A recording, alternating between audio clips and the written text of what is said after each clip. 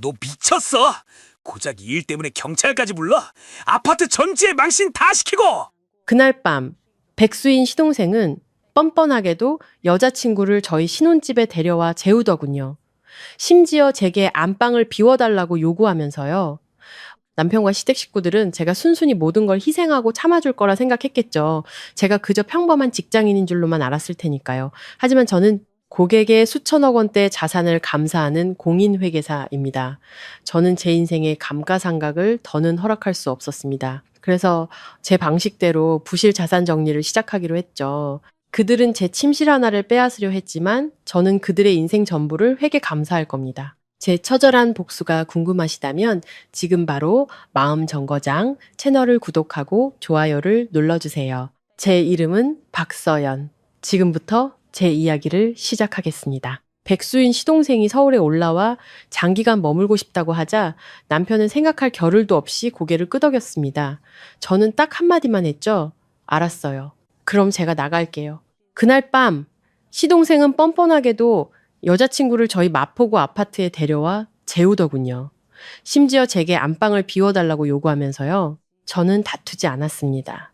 조용히 휴대폰을 들어 112에 전화했고 주거지에 무단으로 침입하여 불법 점거한 사람이 있다고 명확히 설명했습니다. 관할 지구대 경찰들이 출동해서 침실한 상황을 보고 제 진술을 들었을 때 남편의 얼굴은 새파랗게 질렸습니다. 그 사람은 제가 이렇게까지 끝을 볼 줄은 몰랐던 겁니다. 제 이름은 박서연, 올해 30살이고 공인회계사 자격증을 가진 회계법인 소속 회계사입니다. 사람들은 회계사가 몸이 건조하게 산다고들 하죠. 하지만 사실 저희는 모든 것을 말하는 숫자를 통해 보는데 익숙할 뿐입니다. 무엇이 누구의 소유인지, 책임은 어디에 있는지, 위험 요소는 무엇인지.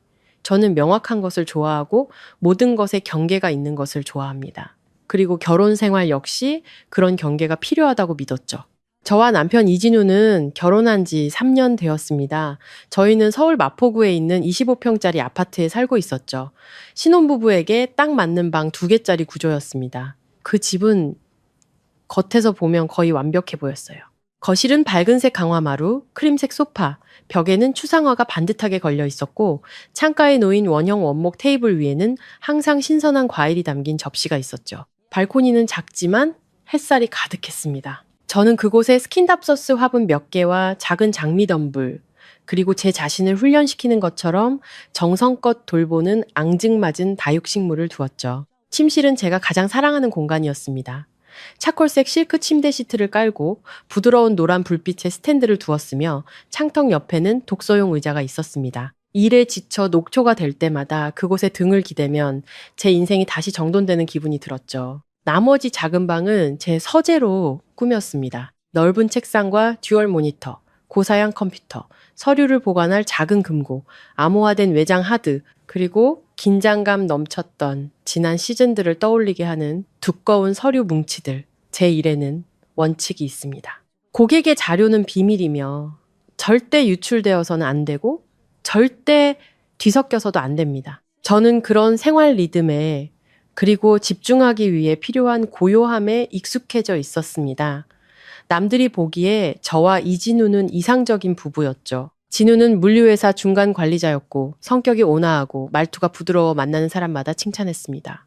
저는 빈틈없고 수입도 좋고 계획적으로 사는 사람이었죠. 저희는 시끄럽지도 과시하지도 않았습니다. 삶은 마치 깨끗한 재무제표 같아 보였습니다. 모든 항목이 제자리에 맞아떨어져 오차도 잉여도 부족함도 없었죠. 하지만 그 재무제표 안에 매일같이 자산을 갉아먹는 영업외비용 항목이 있다는 건 저만 알고 있었습니다. 바로 진우의 가족, 그리고 그가 신념처럼 여기는 경계 없는 가족이었죠. 진우는 장남이었고 부모님은 일찍 돌아가셨습니다. 그는 5살 어린 남동생 이진호를 혼자 힘으로 키우다시피 했죠. 형이 아니라 아버지처럼 굴어야 한다는 강박감이 그에게 깊이 박혀 있었습니다. 결혼 전 저는 그 사실을 알았고 이해했고 존경하기까지 했습니다. 형제간의 우애는 좋은 것이라고 생각했죠. 다만 그 사랑이 결혼 생활에서 진우가 저희의 작은 가정을 끌어들여 진호의 인생 전체를 책임지게 만드는 핑계가 될 줄은 몰랐습니다. 지난 3년간 시동생 이진호는 밑 빠진 독과 같았고 남편 이진우는 기꺼이 그 독에 물을 붓는 사람이었습니다. 진호가 창업하고 싶다고 하자 진우는 제게 말도 없이 공동계좌에서 100만 원을 빼내 동생의 사무실 보증금으로 주었습니다. 제가 월말 지출을 검토하다 잔액이 맞지 않는 것을 발견하고서야 알게 되었죠. 제가 묻자 진우는 마치 제가 자신을 힘들게 한다는 듯 한숨을 쉬었습니다. 아, 깜빡했네. 형이 좀 이해해줘. 초기 자금이 필요하다잖아. 저는 똑똑히 기억합니다. 제가 앉아서 은행 거래 내역을 펼쳐놓고 아주 차분한 목소리로 말했죠. 공동 계좌에서 돈을 뺄 땐 나한테 말해야 해. 100만 원이든 1만 원이든 말은 해야 하는 거야. 진우는 멋쩍게 웃었습니다. 내가 걔 형이잖아. 내가 안 도와주면 누가 도와줘? 결국 진호의 창업은 비를 만난 불꽃처럼 허무하게 실패로 끝났습니다. 돈은 사라졌고 미안하다는 말 한마디 없었죠.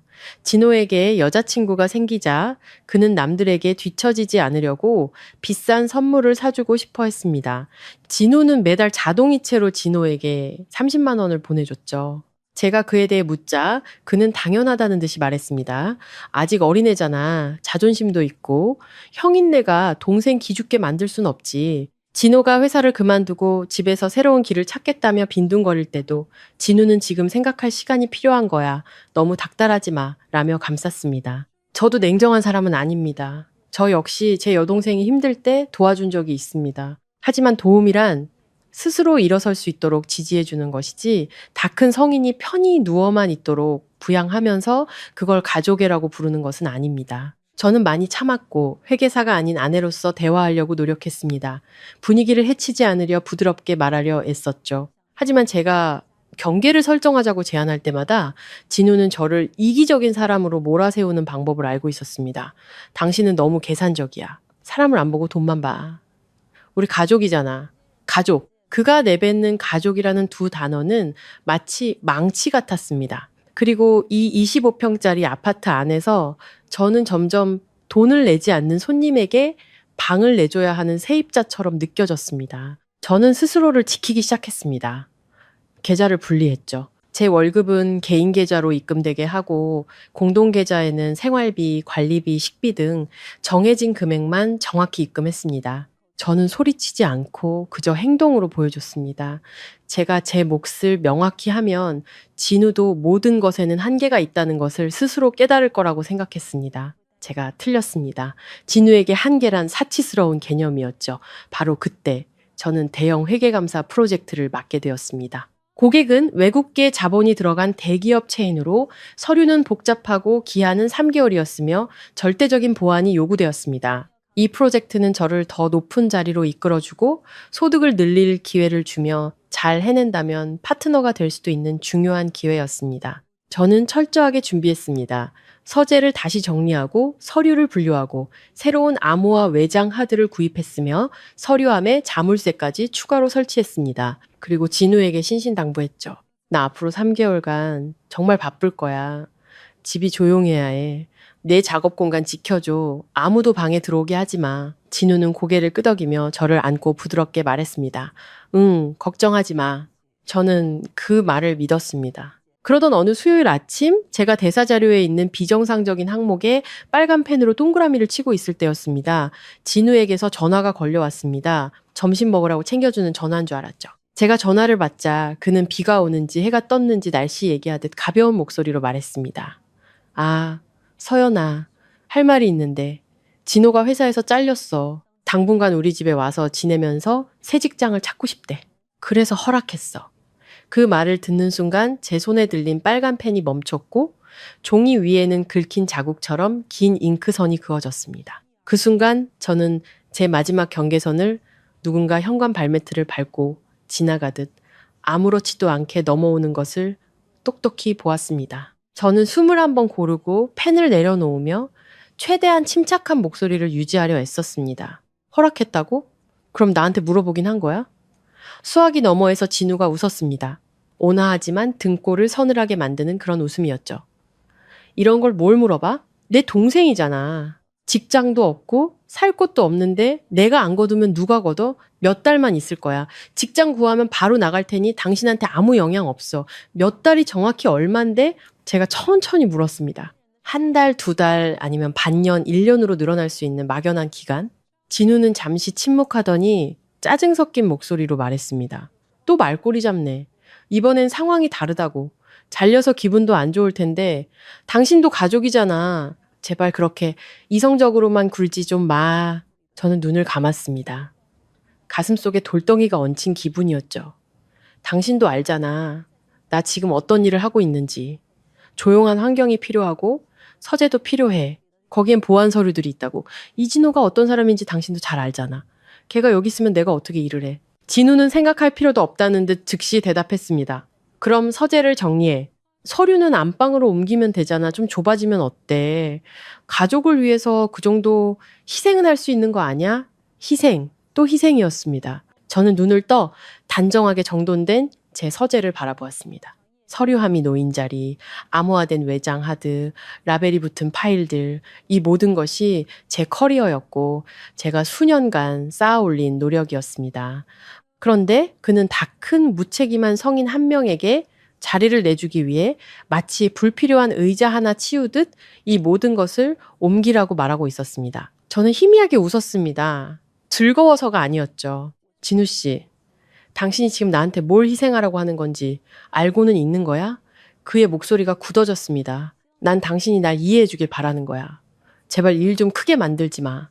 그 말은 제 귀에 마침표처럼 울렸습니다. 저는 더 이상 말하지 않았습니다. 그저 차갑고 규칙적으로 뛰는 제 심장 소리를 들었죠. 마치 보고서에 위험 요소를 발견했을 때처럼요. 위험은 명백해졌습니다. 지금 손절매하지 않으면 더 큰 손실을 보게 될 겁니다. 진우는 마치 결정을 내리듯 한마디를 덧붙이며 전화를 끊었습니다. 진우한테 이미 말했어. 내일 올 거야. 당신 마음대로 해. 전화가 끊겼습니다. 저는 종이 위에 길게 그어진 빨간 잉크 자국을 가만히 바라보았습니다. 문득 그것이 비뚤어진 경계선처럼 보였습니다. 그리고 이번에 제가 참는다면 저는 더 이상 제가 아닐 거라는 것을 깨달았습니다. 저는 자리에서 일어나 거실로 나갔습니다. 깨끗한 아파트, 원형 테이블 위에 과일 접시, 발코니에 작은 화분들을 둘러보았죠. 이 집은 사진처럼 아름다웠습니다. 하지만 그 사진 속에서 저는 점점 가장자리로 밀려나고 있었습니다. 저는 옷방으로 들어가 옷장 위에서 28인치 캐리어 2개를 끌어내렸습니다. 서류를 담을 방수 플라스틱 상자도 하나 더 꺼냈죠. 저는 아주 조용하고 신속하게 움직였습니다. 울지도 소리치지도 않았습니다. 옷, 개인 물품, 컴퓨터, 외장 하드, 서류들을 하나씩 제자리에 정리했습니다. 마치 회계감사를 하듯 분류하고 통제하고 봉인했습니다. 밖은 여전히 햇살이 밝았고 집 안은 모든 것이 고요했습니다. 그 고요함 속에서 저 혼자 3년 전에는 상상도 못했던 결심을 내렸습니다. 저는 더 이상 누구에게도 제 삶의 공간과 커리어를 침범당하지 않을 겁니다. 진우가 그의 동생 편에 서기로 선택했다면 저는 제 인생 편에 설 겁니다. 그리고 시계가 저녁을 향해 갈수록 저는 저 문이 열리는 순간 진짜 대결이 시작될 것임을 알았습니다. 저는 캐리어 3개를 거실 한가운데로 끌어냈습니다. 현관문을 향해 나란히 일직선으로 놓았죠. 25평 아파트는 여전히 평소처럼 깨끗하고 조용했지만 그 중심에 떡하니 버티고 선 3개의 네모난 덩어리는 마치 무언의 선언과도 같았습니다. 따뜻한 차 한 잔을 타서 소파에 앉아 가계부를 다시 열어보았습니다. 숫자는 한치의 오차도 없이 정확했습니다. 저는 이미 오래전에 제 돈을 공동 계좌에서 분리했습니다. 앞으로 3개월치 생활비도 이미 모두 납부한 상태였죠. 제가 혼란 속에서 도망치듯 떠났다는 말을 누구에게도 듣고 싶지 않았습니다. 저는 제 인생의 모든 것을 처리하는 방식대로 질서정연하게 떠날 겁니다. 저녁 6시쯤 열쇠가 자물쇠에 들어가는 소리가 선명하게 들렸습니다. 문이 열리고 이진우가 포장 음식을 손에 들고 들어왔습니다. 그는 문지방에 들어서자마자 캐리어 3개를 보고는 그대로 멈춰섰습니다. 평소 온화하던 그의 얼굴이 순간 굳어졌죠. 출장가? 그는 애써 평소와 같은 목소리를 유지하며 물었습니다. 저는 찻잔을 내려놓고 일어섰습니다. 아니, 이사가 그는 몇 초간 멍하니 서 있다가 억지 웃음을 지었습니다. 서연아, 그런 농담 하지 마. 농담 아니야. 저는 그의 눈을 똑바로 쳐다보며 말했습니다. 당신이 나한테 한마디 상의도 없이 진호를 여기 살게 하기로 결정했듯이 나도 내 삶을 스스로 결정할 권리가 있어. 진호는 음식 봉투를 내려놓고 안으로 들어섰습니다. 그의 목소리에 날이 서기 시작했죠. 말했잖아. 잠깐 머무는 거라고. 무슨 온 가족을 데려온 것처럼 말하네. 잠깐이 얼만데? 제가 물었습니다. 한 달, 세 달? 아니면 내가 못 견디고 나갈 때까지. 말이 너무 심하잖아. 아니, 저는 고개를 저었습니다. 지난 3년간 일어났던 일을 정확히 말하고 있을 뿐이야. 진우는 거칠게 숨을 몰아 쉬었습니다. 당신은 항상 일을 심각하게 만들어. 걔는 내 동생이고 길거리에 나앉게 할 순 없다고. 길거리에 나앉게 하라는 게 아니야. 저는 여전히 차분한 목소리로 대답했습니다. 하지만 당신은 지금 나를 내팽개치고 있어. 그 말에 그는 침묵했습니다. 그의 눈빛이 잠시 흔들리는 것을 보았지만 그건 찰나였습니다. 그 침묵은 잘못을 깨달은 침묵이 아니라 반박할 말을 찾는 침묵이었습니다. 그럼 나더러 어쩌라고? 그가 물었습니다. 최소한 나를 존중해 줬어야지. 이 집을 그리고 내 일을 존중해 줬어야 해. 난 항상 당신 존중했어. 정말 저는 그에게 더 가까이 다가섰습니다. 내가 지금 중요한 프로젝트를 하고 있다는 거 알잖아. 서류는 보완이 필요하고 서재는 함부로 옮길 수 없다는 것도 알잖아. 그런데도 당신은 나한테 희생하라고 했어. 진우는 침묵하다가 목소리를 조금 낮춰 말했습니다. 난 그게 그렇게 심각한 일일 줄은 몰랐어. 왜냐하면 당신은 단 한 번도 내 입장에서 생각해 본 적이 없으니까. 우리 사이의 공기는 무겁게 가라앉았습니다. 저는 그의 눈에서 불편함을 똑똑히 읽었습니다. 하지만 그건 저를 잃을까 봐서가 아니라 모든 것이 익숙한 통제 범위를 벗어나고 있기 때문이었습니다. 그는 늘 부드럽고 말없이 양보하는 아내에게 익숙했죠. 거실 한가운데 캐리어를 내놓는 아내에게는 익숙하지 않았습니다. 그의 휴대폰이 울렸습니다. 그는 액정을 확인하고 전화를 받았죠. 진호야? 내일 오라고 했잖아. 저는 그 자리에 서서 한 글자 한 글자를 등 뒤로 떨어지는 차가운 물방울처럼 들었습니다. 그는 이미 모든 것을 결정했던 겁니다. 우리의 대화는 그저 형식적인 절차에 불과했죠. 저는 침실로 들어가 문을 닫았습니다. 거울 속 제 얼굴은 이상할 정도로 침착했습니다. 눈물도 떨림도 없었죠. 저는 그저 자신의 마지막 경계선을 명확히 보고 있는 한 여자를 보았습니다. 그날 밤 저는 다음날 아침으로 이삿짐 센터를 예약했습니다. 엄마에게 문자를 보냈죠. 엄마, 며칠 집에 가 있을게. 엄마는 그래, 어서 오렴 이라고만 답했습니다. 더 묻지 않으셨죠. 아마도 엄마는 제가 생각하는 것보다 더 많은 것을 이해하고 계셨을 겁니다. 다음날 아침 저는 일찍 일어나 아파트를 마지막으로 정리했습니다. 테이블을 닦고 그릇을 정리하고 쓰레기를 버리고 화초에 물을 주었죠. 지저분한 상태로 떠나고 싶지 않았습니다. 초인종이 울리고 이삿짐 센터 직원 2분이 들어와 캐리어 3개와 서류 상자를 보았습니다. 이거 다 옮기시는 건가요? 네, 개인 집만요. 진우는 침실 문 앞에 서서 아무 말 없이 저를 바라보고 있었습니다. 마치 이 모든 게 현실이라고 믿지 못하는 듯 했죠. 캐리어가 복도로 옮겨지고 나서야 그는 다가와 제 손목을 잡았습니다. 서연아, 가지 마. 진호한테 다른 곳 알아보라고 할게. 저는 손을 뿌리쳤습니다. 걔한테 약속 다 해놓고 이제 와서 그런 말을 하는 거야? 바꿀 수 있어. 내가 어떻게든 해볼게. 그럴 수 있겠지.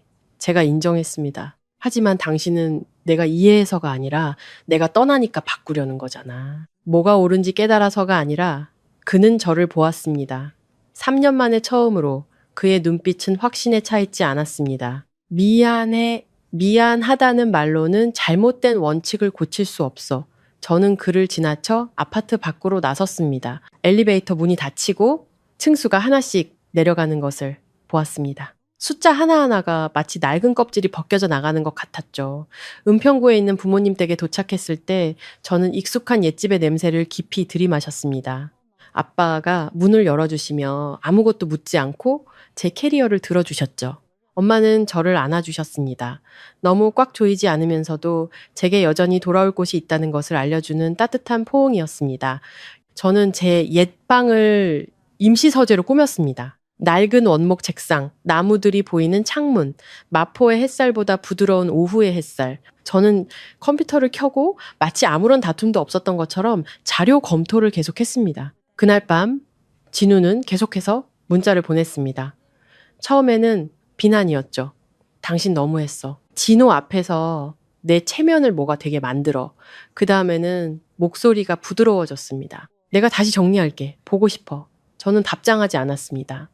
알림을 끄고 그의 번호를 임시로 차단 목록에 넣었습니다. 벌을 주려는 게 아니라 제 마음이 혼란스러워지는 거를 막기 위해서였죠. 다음 날 진호는 그 아파트에 이사를 들어왔습니다. 같은 아파트 단지에 사는 사촌 언니의 문자를 통해 알게 되었죠. 엄청 큰 캐리어 2개 끌고 왔더라. 오래 살 것처럼 보였어. 저는 문자를 읽고 휴대폰을 내려놓았습니다. 마음속에 어떤 폭풍도 일지 않았습니다. 그저 제가 제때 떠나왔다는 사실을 확인했을 뿐이죠. 하지만 사건은 제가 상상했던 것보다 훨씬 더 심각한 방향으로 흘러갔습니다. 3일 후 제가 서류를 검토하고 있을 때 사촌 언니에게서 동영상 하나가 도착했습니다. 서연아, 이것 좀 봐. 저는 영상을 열었습니다. 영상은 아파트 복도에서 찍은 것이었습니다. 저희 집 안방문이 활짝 열려 있었죠. 그 안에서 진호와 낯선 여자가 웃고 떠들고 있었습니다. 침대 위에는 제 차콜색 실크 시트가 깔려 있었고 그 여자는 제가 옷장에 걸어두었던 잠옷을 입고 있었습니다. 진호는 제 베개를 발로 툭 차바닥에 떨어뜨리며 낄낄거렸습니다. 제 심장이 쿵 하고 내려앉았습니다. 질투나 단순한 분노 때문이 아니었습니다. 저는 한 가지 사실을 명확히 깨달았습니다. 그 방은 단순한 침실이 아니었습니다. 그곳은 제 마지막 경계선이었고 그들은 그 선을 넘어버린 겁니다. 저는 진우에게 문자를 보냈습니다. 당신, 진호가 낯선 사람을 내 침실에 들이는 걸 허락한 거야? 그는 매우 빠르게 답장했습니다. 며칠만 있을 거야. 제발 일 크게 만들지 마. 저는 그 글자를 보며 등골을 따라 차가운 기운이 흐르는 것을 느꼈습니다. 며칠만 3년 전에도 그는 한 번만이라고 말했었죠. 저는 책상 위에 휴대폰을 내려놓았습니다. 창밖은 여전히 햇살이 따뜻했습니다. 제 안에서는 하나의 결심이 형태를 갖추고 있었습니다. 저는 단순히 떠나는 것에서 그치지 않을 겁니다. 합법적인 모든 수단을 동원해 제 것을 지킬 겁니다. 그리고 다시 휴대폰을 집어들었을 때 저는 이것이 더 큰 대결의 시작에 불과하다는 것을 알았습니다. 저는 동영상을 다시 한번 이번에는 더 천천히 돌려보았습니다. 건너뛰거나 피하지 않았습니다. 모든 세부사항, 모든 몸짓, 그리고 제가 12시간씩 일하고 돌아와 쉬던 그 방에서 울려 퍼지는 모든 웃음소리를 똑똑히 보고 싶었습니다. 제가 한 번도 본 적 없는 그 여자는 제 옷장을 열고 있었습니다. 옷장 문이 열리고 제가 계절별로 정리해둔 옷들이 마구 흐트러졌습니다. 그녀는 실크 원피스 하나를 꺼내 거울 앞에서 대보며 몸을 돌리고 킥킥거렸습니다. 진호는 침대에 앉아 제 베개에 다리를 올린 채 입에 무언가를 씹으며 웃으며 말했습니다. 이 방 그냥 내가 계속 써도 되겠다. 집에서 제일 넓잖아. 그 목소리는 저를 얼어붙게 만들었습니다. 문장 때문이 아니라 그 뻔뻔한 당연함. 마치 저 아파트 안의 모든 것이 원래 자기 것이었다는 듯한 소유욕 때문이었죠. 저는 영상을 껐습니다. 나무 책상 위에 놓인 제 손바닥은 축축했지만 머릿속은 아주 냉철했습니다. 감정이 넘쳐 흐르면 통제력을 잃게 될 겁니다. 저는 제 자신에게 그것을 허락하지 않았습니다. 컴퓨터를 켜고 새 폴더를 만들었습니다. 동영상을 저장하고 사촌 언니의 문자 메시지를 캡처했습니다. 진우와 나눈 대화도 캡처했죠. 모든 것을 암호화된 외장, 하드에 백업했습니다. 저는 이를 법적으로 끌고 가는 것을 좋아하지 않습니다. 하지만 경계가 침범당했을 때 말은 더 이상 힘이 없고 규정과 책임만이 남는다는 것을 잘 알고 있었습니다. 저는 진우에게 전화했습니다. 이번에는 그가 바로 받더군요. 또 무슨 할 말이라도 있어? 그의 목소리는 피곤했지만 뉘우치는 기색은 없었습니다. 내 침실에 있는 그 여자 누군지 설명해봐. 진호 여자친구야. 최근에 사귀기 시작했대.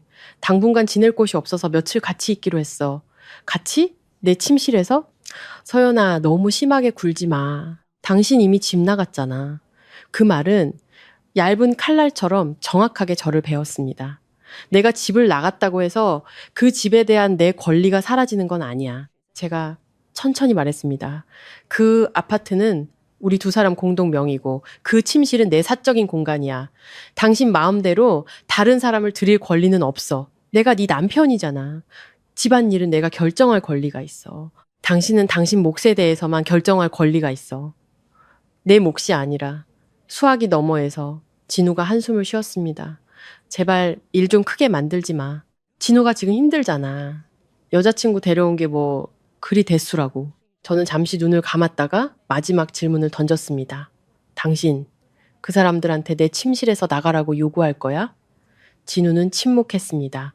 그 침묵이 대답이었습니다. 저는 전화를 끊었습니다. 울지도 소리치지도 않았습니다. 그저 그 자리에 앉아 눈앞에 허공을 응시했죠. 3년간의 결혼 생활, 저는 형제 간의 정을 존중해야 한다고 생각하며 인내해 왔습니다. 하지만 존중은 결코 다른 사람을 짓밟으면서 세워져서는 안 되는 것이었습니다. 저는 변호사인 친구에게 전화의 상황을 간략하게 설명했습니다. 친구는 제 이야기를 듣고는 목소리가 진지해졌죠. 아파트가 공동재산이라면 네 남편이 일방적으로 네 사적 공간을 다른 사람이 점유하도록 할 수 없어. 만약 그들이 무단으로 침입해서 내 개인 물품을 사용했다면 넌 법적으로 처리를 요구할 권리가 있어. 이를 너무 키우고 싶진 않아. 제가 말했습니다. 키우는 게 아니야. 네 권리를 지키는 거지. 저는 전화를 내려놓고 창밖을 보았습니다. 오후의 서울은 조금씩 부드러워지고 있었고 차소리는 평소처럼 규칙적으로 들려왔습니다. 바깥 세상은 여전히 평범하게 흘러가고 있었지만 제 산만이 다른 방향으로 꺾이고 있었습니다. 그날 밤 사촌 언니가 다시 문자를 보냈습니다. 내 집에서 술판 버리고 난리도 아니야. 함께 첨부된 사진에는 제 원목 테이블 위에 맥주 캔이 가득 쌓여 있었고 바닥은 음료수 자국으로 끈적거렸습니다. 발코니에 있던 작은 장미 화분은 한쪽으로 쓰러져 흙이 쏟아져 있었죠. 저는 그 화분을 오랫동안 바라보았습니다. 제가 얼마나 잎사귀 하나하나를 소중히 다루고 가지 하나하나를 정성껏 잘라주었는지 기억이 났습니다. 이제 그것은 쓰러져 흙과 먼지에 뒤섞인 채 아무도 다시 세워주지 않고 있었습니다. 저는 문득 깨달았습니다. 문제는 더 이상 침실이나 낯선 여자가 아니었습니다. 문제는 저에 대한 무시, 제가 아무것도 하지 않을 것이라는 그들의 안일한 생각, 바로 그것이었습니다. 저는 다시 진우에게 전화했습니다. 당장 그 사람들 침실에서 나가게 해. 서연아, 나 지금 바빠. 나 좀 곤란하게 하지 마. 곤란해? 저는 실소했습니다. 아내가 침해당해서 곤란한 거야? 아니면 동생이 방해받아서 곤란한 거야? 말 그런 식으로 하지 마. 난 아주 평범하게 말하고 있어. 마지막 기회를 줄게. 1시간 안에 그 사람들 내 침실에서 나가야 해. 그렇지 않으면 내 방식대로 처리할 거야. 진우는 잠시 침묵했습니다. 지금 나 협박하는 거야? 협박이 아니야. 통보야. 저는 전화를 끊었습니다. 1시간이 지났지만 문자도 전화도 없었습니다. 사촌 언니가 동영상 하나를 더 보냈습니다. 침실 문은 여전히 열려 있고 불은 켜져 있으며 웃음소리가 계속 들려왔습니다. 저는 휴대폰을 들고 112를 눌렀습니다. 제가 교환원에게 말하는 목소리는 떨림없이 아주 명확했습니다. 저는 주소와 아파트 정보를 제공했습니다. 공동재산이지만 제가 관리하는 사적 공간에 허가 없이 침입한 상황이라고 설명했죠.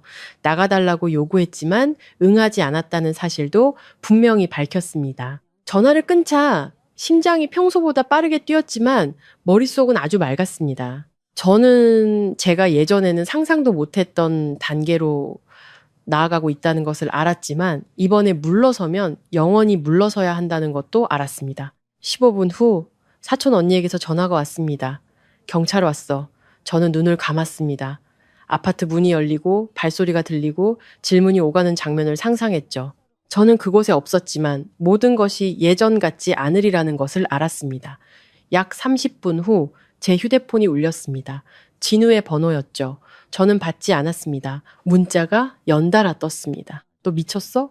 아파트 전체에 망신 다 시키고 진호가 얼마나 놀랐는지 알아? 저는 단 한 문장으로 답장했습니다. 내가 1시간 줬잖아. 그러고는 휴대폰을 껐습니다. 그날 밤 저는 부모님 댁 제 옛방에 앉아 창밖 나뭇가지를 스치는 바람 소리를 들었습니다.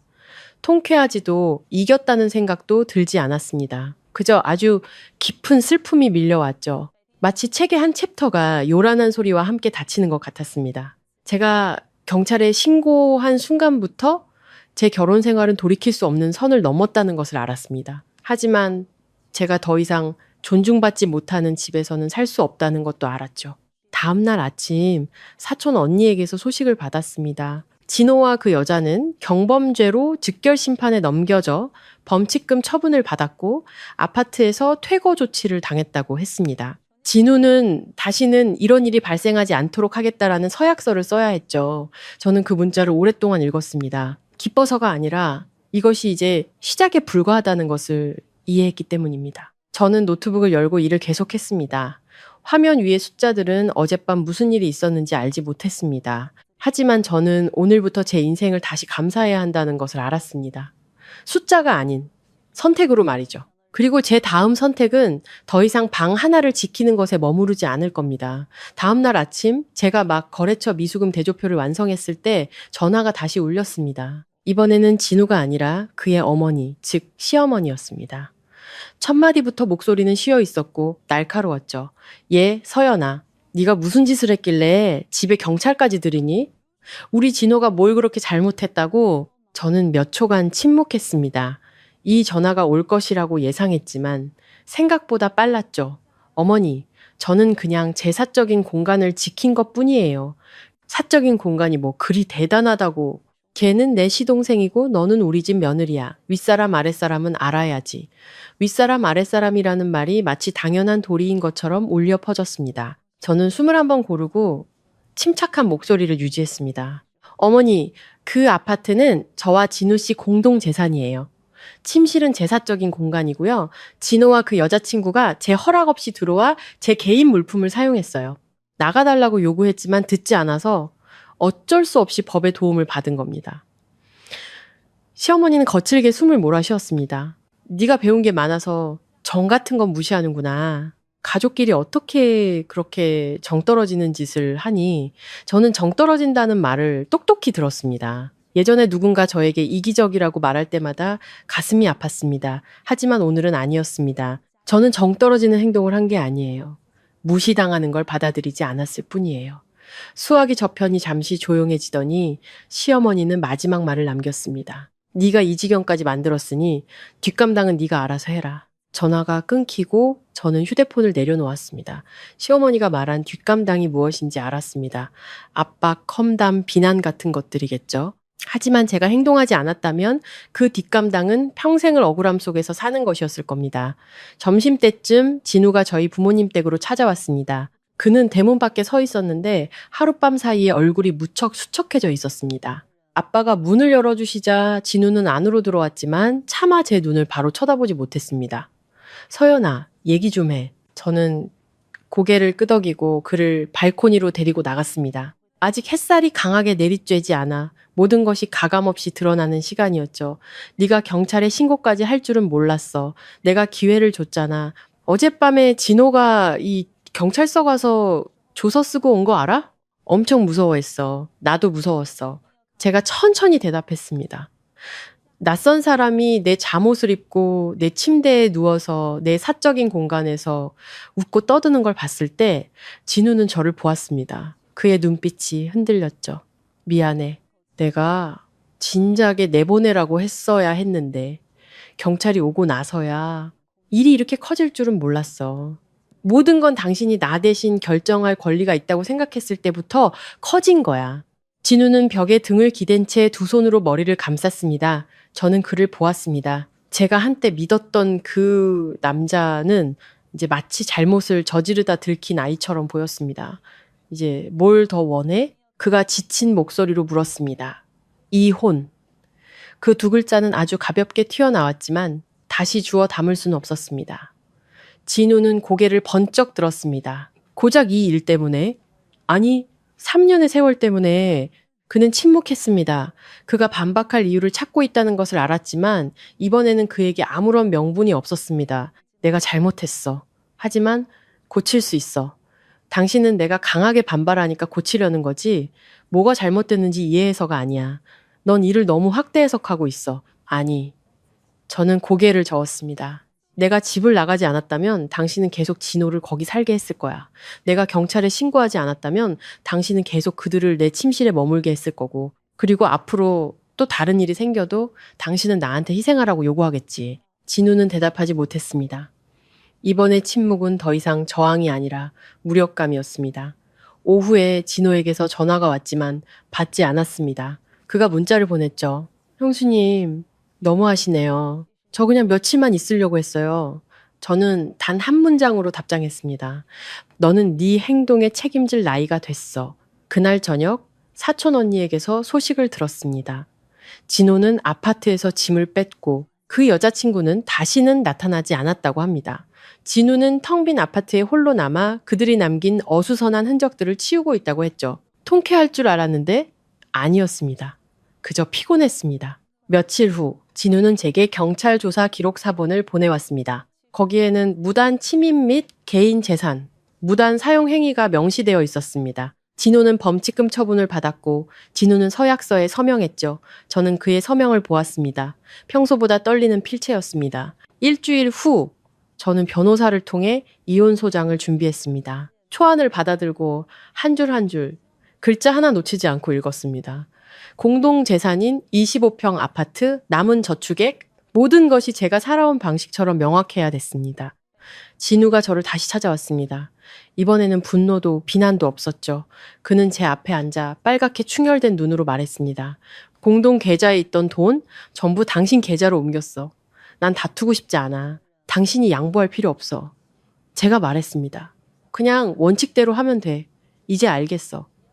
정말로 이제야 알겠어. 뭘? 내가 당신을 항상 뒷전으로 뒀다는 걸. 저는 그를 오랫동안 바라보았습니다. 믿고 싶었지만 너무 늦게 찾아온 깨달음도 있다는 것을 알았죠. 어떤 것들은 잃어버리고 나서야 깨닫게 되지. 하지만 그렇다고 항상 되찾을 기회가 있는 건 아니야. 우리는 침묵했습니다. 눈물도 포옹도 없었습니다. 한때 같은 침대를 썼던 두 사람 사이에는 그저 명확한 거리감만이 존재했죠. 진우가 떠나고 저는 홀로 남았습니다. 창문으로 들어온 바람에 커튼이 부드럽게 흔들렸습니다. 저는 문득 더 이상 그 아파트를 생각해도 가슴이 떨리지 않고 실크시트나 쓰러진 장미 화분에 대한 생각에 시달리지 않는다는 것을 깨달았습니다. 저는 마지막 경계선을 넘어섰고 앞에는 더 이상 희생이라는 이름이 붙지 않은 다른 길이 펼쳐져 있었습니다. 이혼 소장을 제출한 후 사람들이 흔히 생각하는 것처럼 즉각적인 해방감을 느끼지는 못했습니다. 그렇다고 무너지지도 않았죠. 제 기분은 마치 어려운 수술을 막 끝낸 환자 같았습니다. 정신은 맑았지만 피곤하고 조금은 텅 빈 느낌이었죠. 부모님은 많은 것을 묻지 않으셨습니다. 그저 제가 스스로 결정을 내리고 그 시간을 통과하도록 조용히 곁에 계셔 주셨습니다.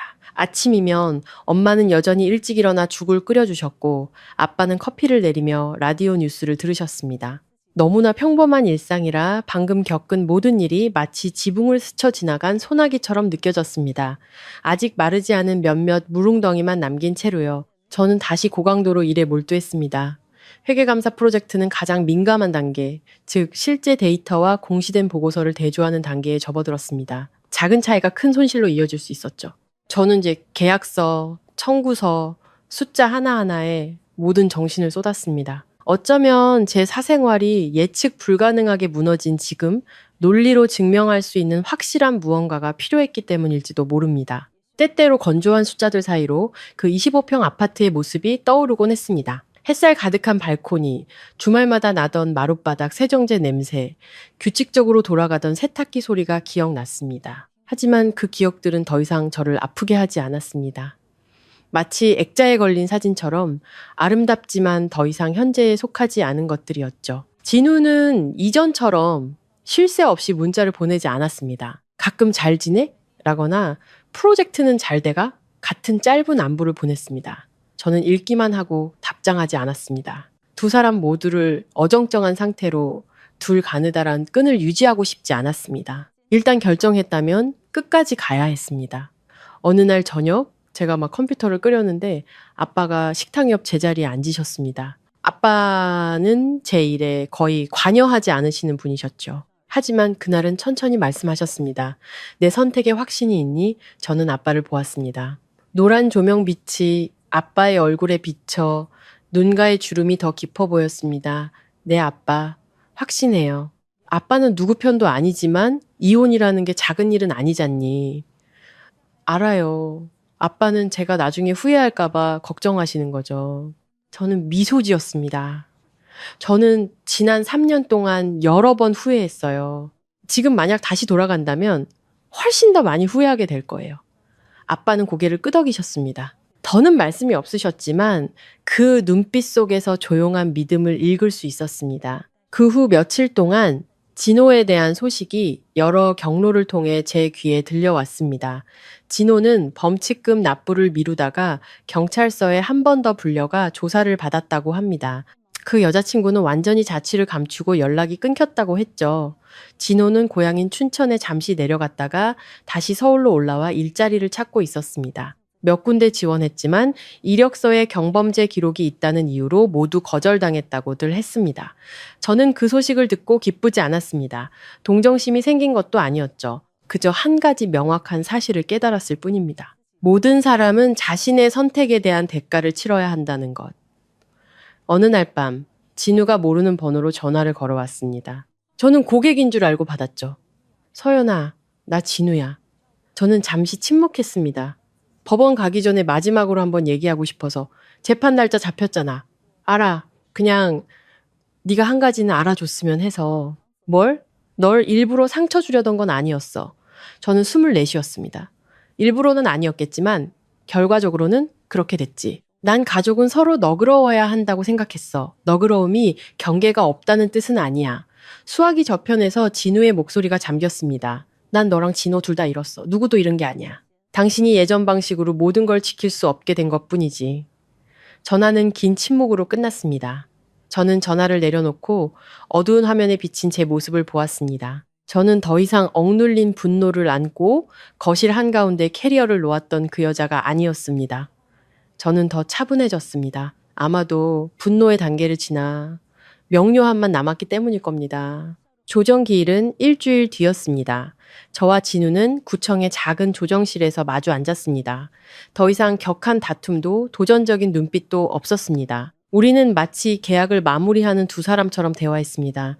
25평 아파트는 다시 감정평가를 받았고 저는 매각 후 금액을 절반으로 나누자고 제안했습니다. 진우는 동의했죠. 분쟁도 지연도 없었습니다. 합의서에 서명할 때 저는 제 필체가 떨림없이 반듯한 것을 보았습니다. 제가 하나의 문을 넘어섰다는 것을 알았죠. 조정이 끝나고 저는 바로 돌아가지 않았습니다. 법원 근처 길을 한참 동안 걸었습니다. 저녁 햇살이 옅어지고 바람이 머리카락을 스치며 어디선가 불어오는 매연 냄새와 라일락 향기를 실어왔습니다. 저는 문득 몇 달 만에 처음으로 마음이 가벼워진 것을 느꼈습니다. 누군가를 이겨서가 아니라 더 이상 존중받을 권리를 위해 싸울 필요가 없어졌기 때문이었죠. 집에 돌아와 컴퓨터를 켜고 일을 계속했습니다. 감사 프로젝트는 마지막 단계에 접어들었습니다. 저는 제때 조정하지 않으면 수십억 원의 손실을 유발할 수 있는 큰 오류 항목을 발견했습니다. 처리 방안을 제안하자 고객사 이사회는 긴급 회의를 소집했고 결과적으로 기한 내에 모든 것이 바로잡혔습니다. 저희 회사 대표님이 저를 방으로 부르셨습니다. 박 팀장, 자네가 큰 계약 하나를 살렸어. 회사에서 자네를 부팀장으로 승진시키는 걸 고려 중이야. 저는 그 말을 듣고 심장이 빠르게 뛰었습니다. 야망 때문이 아니라 제 사적인 문제가 제 직업적 경로를 이탈하게 두지 않았다라는 사실을 알았기 때문이었죠. 그날 밤 저는 창가에 앉아 불 켜진 도시를 바라보았습니다.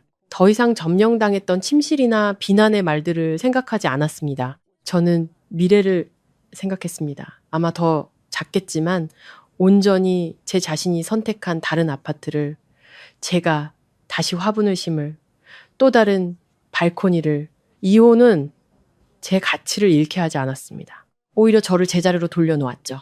그리고 저는 앞으로의 길이 여전히 많은 도전으로 가득하리라는 것을 알았지만 이번에는 제 자신을 잃을 걱정 없이 걸어갈 겁니다. 정식 재판일은 생각보다 빨리 다가왔습니다. 그날 아침 저는 평소보다 일찍 일어났습니다. 옅은 베이지색 정장을 고르고 머리는 뒤로 단정하게 묶었으며 가볍게 화장을 했습니다. 초라해 보이거나 지나치게 날카로워 보이고 싶지 않았습니다. 그저 명확해 보이고 싶었을 뿐입니다. 아빠가 저를 마포구 가정법원까지 태워주셨습니다. 가는 길에 아빠는 말이 없으셨죠. 이른 아침의 도시는 여전히 붐볐고 차들은 익숙한 교차로를 비집고 지나갔습니다. 저는 바쁘게 움직이는 사람들의 행렬을 보며 저 차들 안에서 얼마나 많은 이야기가 펼쳐지고 있을까? 얼마나 많은 결정이 내려지고 얼마나 많은 것들이 놓아지고 있을까 생각했습니다. 진우는 법원 정문 앞에서 이미 기다리고 있었습니다. 그는 흰 셔츠에 짙은색 바지를 입고 있었죠. 전보다 더 말라 보였습니다. 저를 보자 그는 가까이 다가오지 않고 고개만 까딱하며 인사했습니다. 우리 사이에는 예전 같은 물리적거리는 없었지만 아무도 좁히려 하지 않는, 보이지 않는 거리가 생겨 있었습니다. 재판은 생각보다 빨리 끝났습니다.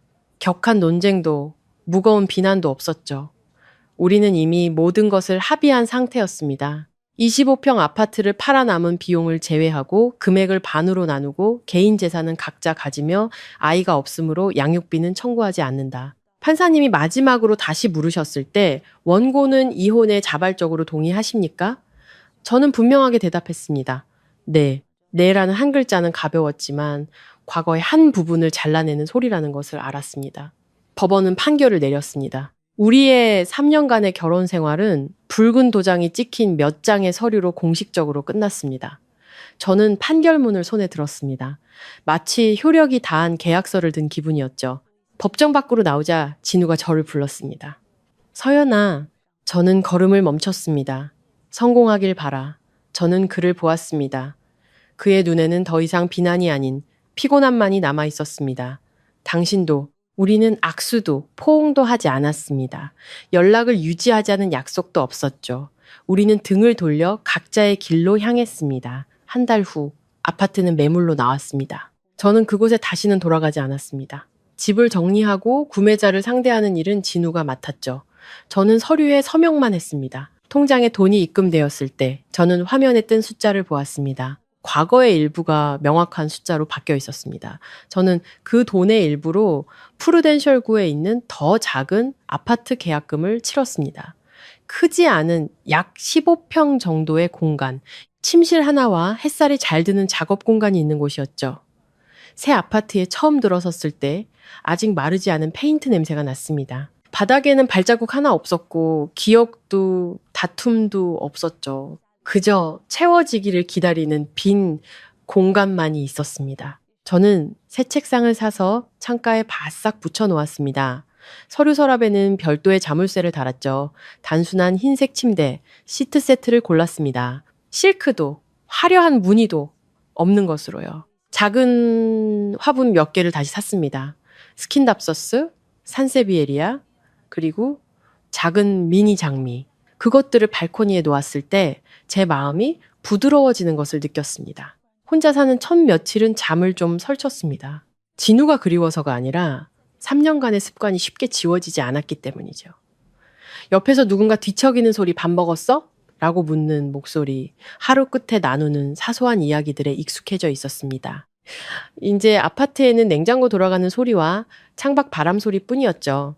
하지만 저는 점차 그 고요함을 즐기는 법을 배우기 시작했습니다.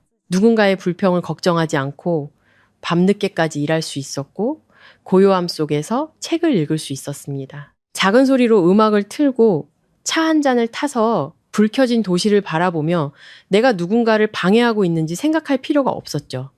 어느 날 오후 제가 서류를 정리하고 있을 때 초인종이 울렸습니다. 문을 열자 진우가 서 있었습니다. 저는 조금 놀랐죠. 여긴 어쩐 일이야. 이거 돌려주러 왔어. 그는 작은 상자 하나를 건넸습니다. 안에는 제 결혼 반지가 들어있었죠. 제가 옛 아파트 화장대 서랍에 두고 온 것이었습니다. 기념으로 간직할 줄 알았는데 간직하고 싶지 않았어. 저는 반지를 받아들고 조명 아래에서 반짝이는 것을 보았습니다. 한때 약속을 상징했던 둥근 고리. 고마워. 진우는 몇 초간 어색하게 서 있었습니다. 진호, 기계 공장에서 일자리 구했어. 이제 철들었다고 하더라. 저는 고개를 끄덕였습니다. 철들었다니 다행이네. 나도 그래. 저는 그가 무엇을 깨달았는지 묻지 않았습니다. 아마도 각자 스스로 답을 찾아야 하는 것이겠죠. 그가 떠나고 저는 문을 닫았습니다. 반지를 서랍 안에 넣어두었죠. 버리지도 다시 끼지도 않았습니다. 그저 한 시절의 증거물처럼 그곳에 두었을 뿐입니다. 몇 주 후 회사에서 저를 회계감사팀 부팀장으로 공식 임명했습니다. 임명식은 간단하지만 격식 있게 진행되었죠. 저는 사람들 앞에 서서 축하 인사를 들으며 문득 거실 한가운데로 캐리어를 끌어냈던 그 순간을 떠올렸습니다. 만약 그날 제가 떠나지 않았다면 아마 저는 오늘 이 자리에 설 만큼의 집중력을 유지하지 못했을 겁니다. 임명 결정을 받은 그날 밤 저는 혼자 발코니에 나갔습니다. 새로 이사 온 아파트 아래로 보이는 길에는 여전히 차들이 분주했고 바람은 화분들을 부드럽게 스쳐 지나갔습니다. 저는 차가운 난간에 손을 짚고 제가 온전히 제 선택으로 이룬 공간에 서 있다는 것을 분명히 느꼈습니다. 이유는 승리가 아니었습니다. 그것은 어떤 것들은 구할 수 없다는 사실을 받아들이는 것이었죠. 하지만 그 받아들임 속에서 저는 자기 결정권을 되찾았습니다. 그리고 저는 제 이야기가 여기서 끝나지 않는다는 것을 알았습니다. 제 새로운 삶은 점차 궤도에 오르기 시작했습니다. 아침에는 일찍 일어나 커피를 내리고 발코니 문을 열어 햇살을 맞았습니다. 작은 화분들을 돌보며 제대로 보살핌을 받은 것들은 평화롭게 자라난다는 증거처럼 돋아나는 새잎을 보았죠. 저녁에는 일하거나 책을 읽었습니다. 15평 아파트는 작지만 충분히 따뜻했습니다. 제 허락 없이는 아무도 들어오지 않았고 제가 모르게 제 물건을 만지는 사람도 없었죠. 모든 것이 온전하게 닫혔다고 생각하던 어느 주말 오후였습니다. 제가 책장을 정리하고 있을 때 전화벨이 울렸습니다. 모르는 번호였죠. 제가 전화를 받자 저편에서 떨리는 목소리가 들려왔습니다. 형수님, 아니 서연 씨, 저 진호예요. 저는 몇 초간 침묵했습니다. 그 목소리를 다시 듣는 것은 오랜만이었습니다. 무슨 일이야? 한번 뵙고 싶어서요. 그럴 필요 없어. 그냥. 사과하고 싶어서요. 사과라는 두 글자는 이전과는 확연히 달랐습니다. 더 이상 반항심이나 도전적인 말투가 아닌 주저함이 묻어 있었죠. 저는 발코니를 보았습니다. 오후의 햇살이 타일 바닥에 길게 드리워져 있었습니다. 전화로 해도 돼. 진호는 깊게 숨을 들이마셨습니다. 제가 잘못했어요. 일이 그렇게까지 될 줄은 몰랐어요. 형수님이 경찰에 신고할 거라고는 생각도 못했고요. 그때는 정말 화가 났어요. 일부러 저한테 망신을 준다고 생각했죠. 하지만 나중에야 깨달았어요. 저는 아무 말도 하지 않고 그가 계속 말하도록 두었습니다. 몇 달 동안 백수로 지내면서 가는 곳마다 이력 때문에 거절당하니까 거절당하는 기분이 어떤 건지 알게 됐어요. 그때서야 형수님이 각자 자기 행동에 책임져야 한다고 했던 말이 무슨 뜻인지 이해했어요. 저는 조용히 숨을 내쉬었습니다. 이해했다니 다행이네. 저를 용서해 주실 수 있으세요? 저는 그 질문을 제 자신에게 몇 초간 던져보았습니다. 용서가 있는 것을 의미하지는 않지만 증오를 품고 사는 것이 저를 가볍게 만들어주지도 않을 겁니다. 널 미워하지 않아. 하지만 이미 지난 일이고 다시 꺼내고 싶지는 않아. 진호의 목소리가 잠겼습니다. 감사합니다. 전화가 끊기고 저는 휴대폰을 내려놓았습니다. 마음에는 큰 파도가 일지 않았습니다. 아마도 저는 정말로 그 일을 넘어선 것 같았습니다. 며칠 후 진호가 다시 나타났습니다. 이번에는 예고 없이 찾아오지 않았죠. 그는 먼저 문자를 보냈습니다. 잠깐 만날 수 있을까? 저는 망설이다가 아파트 아래층 카페에서 만나기로 했습니다. 제 집도 추억이 깃든 곳도 아닌 그저 중립적인 공간에서요. 진우는 정시에 도착했습니다. 그는 회색 셔츠를 입고 있었고 손에는 블랙커피를 들고 있었죠. 진우한테 들었어. 통화했다며. 응, 들어줘서 고마워. 저는 물을 한 모금 마셨습니다. 그 말하러 온 거야? 진우는 고개를 저었습니다. 나 정말 많은 생각을 했어. 이혼하고 나서 팔리기 전까지 몇 주 동안 혼자 그 아파트에서 살았어. 집을 정리하면서 내가 당신을 얼마나 힘들게 했는지 깨달았지. 저는 대답하지 않았습니다. 몇 마디 후의 말로 과거를 바꿀 수 있다고 생각하게 하고 싶지 않았습니다. 난 항상 내가 책임감 있는 사람이라고 생각했어. 그가 말을 이었습니다. 하지만 난 원래 가족에게만 책임감을 느꼈을 뿐 정작 옆에 있는 아내는 잊고 있었던 거야. 저는 그를 보았습니다. 그의 눈빛에서 처음으로 저항이 아닌 깨달음에서 오는 피곤함을 보았습니다. 이해했다니 다행이네. 제가 부드럽게 말했습니다. 하지만 이해한다고 해서 모든 것이 되돌아올 수 있는 건 아니야. 진우는 고개를 숙였습니다. 알아. 우리는 몇 분간 조용히 앉아 있었습니다. 분위기는 예전처럼 긴장되지 않았지만 어떤 희망도 끼어들 틈이 없었죠. 행복해? 그가 물었습니다. 저는 생각했습니다. 평온해. 그는 고개를 끄덕였습니다. 그거면 됐어. 진우가 먼저 일어섰습니다. 떠나기 전에 그는 덧붙였습니다. 다시 돌아오길 바라는 건 아니야. 그냥 지난 세월을 실수라고 생각하지 않았으면 좋겠어. 저는 그를 보았습니다. 실수가 아니야. 그냥 교훈이었지. 그가 떠나고 저는 자리에 남아 지나가는 사람들을 바라보았습니다. 그를 보아도 더 이상 화가 나거나 가슴이 아프지 않았습니다. 그저 받아들여진 거리감만이 남아 있었죠. 그날 밤, 저는 제 작은 아파트로 돌아왔습니다. 문을 열고 불을 켰습니다. 고요한 공간이 페인트 냄새와 은은한 차 향기로 저를 맞았습니다. 저는 가방을 테이블에 내려놓고 발코니로 나갔습니다. 작은 화분들이 바람에 흔들리고 있었죠. 저는 진우의 질문을 떠올렸습니다. 행복해? 어쩌면 행복은 화려한 감정이 아니라 더 이상 방어할 필요도, 누군가 내 경계를 넘어올까 걱정할 필요도, 내가 존중받을 가치가 있음을 증명하기 위해 논쟁할 필요도 없는 상태일지도 모릅니다. 저는 노트북을 열어 내년 계획을 다시 보았습니다. 서울에서 열리는 심화과정에 등록하고 기회가 된다면 해외 출장도 가볼 생각입니다. 저는 제 세상을 넓히고 싶었습니다. 단지 하나의 아파트나 하나의 관계에 갇혀있지 않고 말이죠. 휴대폰이 울렸습니다. 회사에서 큰 프로젝트를 할 때 저를 도와주었던 남자 동료의 문자였습니다. 이번 주말에 우리 팀 축하 회식 하는데 서연 씨도 올 거죠? 저는 미소 지었습니다. 네, 갈게요. 저는 미래가 어떻게 될지 모릅니다. 다른 사람을 만나게 될 수도 아닐 수도 있겠죠. 하지만 저는 더 이상 자존심을 버려가면서까지 관계를 유지하지 않을 것이라는 점은 분명히 압니다.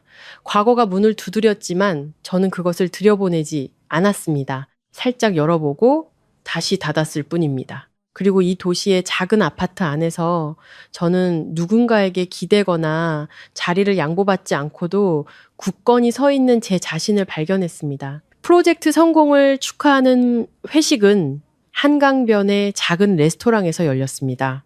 저는 퇴근 후에 바로 갔기 때문에 아직 정장 차림이었지만 편안하게 재킷 단추 하나를 풀었습니다. 그곳의 분위기는 유리벽 회의실의 긴장감과는 완전히 달랐죠. 웃음소리가 가득했고 따뜻한 노란 조명과 맛있는 음식 냄새가 바람을 타고 퍼졌습니다. 제가 들어서자 사람들이 박수를 치며 농담을 던졌습니다. 부팀장님 오셨네. 저는 웃음을 터뜨렸습니다. 제 능력으로 인정받는 느낌은 결혼 생활에서의 약속과는 아주 다른 방식으로 마음을 따뜻하게 했습니다. 여기서는 아무도 제게 희생을 요구하지도 자리를 양보하라고 하지도 않았죠. 제게 문자를 보냈던 강지훈 씨가 제게 의자를 빼주었습니다. 그는 저보다 몇 살 위였고 차분하며 말이 적은 성격이었습니다. 지난 프로젝트 내내 그는 필요할 때 항상 저를 도왔지만 끼어들거나 공을 가로채지 않았습니다. 축하해요. 그가 작게 말했습니다. 고마워요. 힘든 시간 보내신 거 알아요. 저는 잠시 멈칫했습니다. 괜찮아요. 그는 고개를 끄덕이며 더는 묻지 않았습니다. 저는 존중이란 때로는 다른 사람의 상처를 깊이 파고들지 않는 단순함에 있다는 것을 깨달았습니다. 회식은 늦은 밤까지 이어졌습니다. 제가 아파트에 돌아왔을 때는 도시가 완전히 불을 밝힌 후였죠. 엘리베이터의 차가운 스테인리스 거울에 비친 제 모습을 보았습니다. 저는 더 이상 모든 것을 짊어지려 애쓰는 여자가 아니었습니다. 제 눈에서 다른 종류의 빛을 보았습니다. 폭풍우를 겪고도 자신을 잃지 않은 사람의 빛이었죠.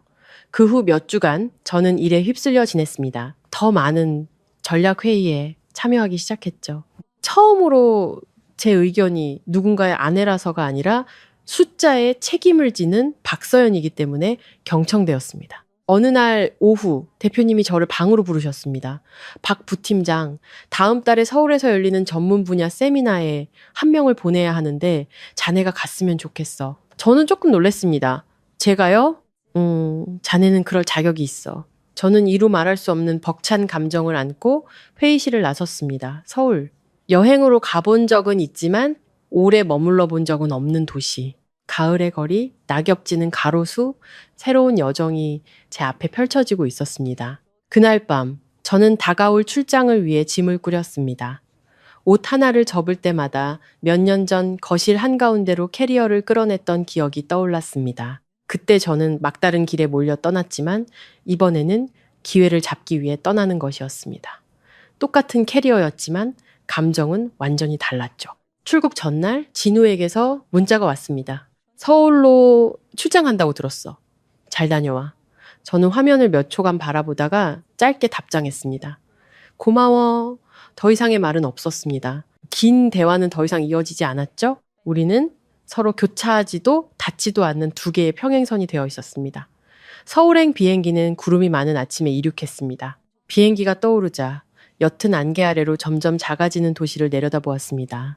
저는 문득 세상이 25평 아파트나 3년의 관계보다 훨씬 더 넓다는 것을 깨달았습니다. 세미나는 3일간 진행되었고 저는 업계의 많은 사람들을 만나 성공과 실패의 이야기들을 들었습니다. 자기소개를 할 때마다 저는 부산에 있는 회사의 회계감사팀 부팀장 박서연입니다 라고 말했습니다. 아무도 제가 누구의 아내였는지 이혼했는지 묻지 않았습니다. 저는 그저 저 자신일 뿐이었습니다. 서울에서의 마지막 밤, 저는 혼자 경복궁 근처를 걸었습니다. 서늘한 바람이 불었고 연못은 조명빛을 반사해 반짝이는 빛의 띠를 만들었습니다. 저는 그곳에 오랫동안 서서 부산과는 다른 도시의 숨결을 느꼈습니다. 제가 겪었던 일들, 다툼, 재판, 그리고 지금은 작은 아파트 서랍 속에 잠들어 있는 결혼 반지를 생각했습니다. 후회는 없었습니다. 그저 떠날 용기를 냈던 제 자신에게 감사할 뿐이었죠. 부산으로 돌아온 후에도 삶은 계속 흘러갔습니다. 하지만 한 가지 뚜렷한 변화가 있었죠. 저는 더 이상 미래를 생각하며 두려워하지 않았습니다. 장기적인 투자를 위해 임대용 소형 아파트를 하나 더 구입할 계획을 세웠고 리스크 관리 고급 과정에 등록했습니다. 업계 네임맥도 넓혀 나갔죠. 어느 날 오후 지훈 씨가 사진전을 보러 가자고 문자를 보냈습니다. 저는 몇 초간 망설이다가 동의했습니다. 외로워서가 아니라 자연스럽게 마음을 열고 싶었기 때문이죠. 우리는 주말에 전시회를 보러 갔습니다. 도시, 노동자들, 그리고 평범한 순간들을 담은 사진들이었습니다. 저는 낡은 문이 살짝 열려 있고 그 뒤로 빛이 쏟아져 들어오는 사진 앞에 섰습니다. 아름답네요. 지훈 씨가 말했습니다. 네, 제가 대답했습니다. 마치 새로운 시작 같아요. 그가 저를 보며 미소 지었습니다. 그러네요. 저는 이 관계가 어디로 갈지 몰랐습니다. 서두르지도 않았죠. 저는 모든 것에는 시간과 존중이 필요하다는 것을 배웠습니다. 그날 밤 아파트로 돌아와 문을 열고 불을 켰습니다. 작지만 따뜻한 공간이었죠. 저는 열쇠를 테이블에 내려놓고 발코니로 나갔습니다. 제 발 아래 도시는 여전히 환하게 빛나고 있었습니다. 저는 사진 속의 그 문을 생각했습니다. 어떤 문은 닫아야만 다른 문으로 들어갈 수 있습니다. 저는 한때 문 하나를 닫으며 아파했지만 이제는 새로운 문을 여는 것을 두려워하지 않습니다. 제 인생은 더 이상 침실 하나를 지키거나 금이 간 관계를 유지하는 것에 맴돌지 않았습니다. 그것은 기회와 도전으로 가득 찬 더 넓은 세상으로 확장되었습니다. 그리고 저는 이 여정이 계속될 것임을 알았습니다. 서울 출장 후 저는 새로운 감각으로 일상에 복귀했습니다. 일시적인 흥분이 아니라 조용하고 단단한 안정감이었죠. 저는 독립이란 누구도 필요 없다고 증명하는 것이 아니라 누군가가 있든 없든 스스로 설 수 있다는 것을 아는 것임을 이해하기 시작했습니다. 15평 아파트는 점차 제 숨결로 채워졌습니다. 거실 벽에 추상화 한 점을 더 걸었고 부드러운 빛의 플로어 스탠드를 두었으며 소파 옆에는 작은 책장을 놓았죠. 비싼 물건들은 아니었지만 하나하나 제가 직접 고르고 제 돈으로 사고 제 방식대로 배치했습니다. 아무도 의견을 내거나 비난하거나 바꾸라고 요구하지 않았죠. 어떤 저녁에는 혼자 앉아 길거리의 차 소리를 들으며 뜨거운 차 한 잔을 마셨습니다. 더 이상 빈 공간이 두렵지 않았습니다. 저는 예전에 혼자 있는 것을 두려워했던 이유가 행복은 반드시 둘이어야 한다고 생각했기 때문이라는 것을 깨달았습니다. 하지만 이제는 외로움은 스스로를 좋아하지 않을 때만 두렵다는 것을 알았죠. 지훈 씨와 저는 가끔 문자를 주고받았습니다.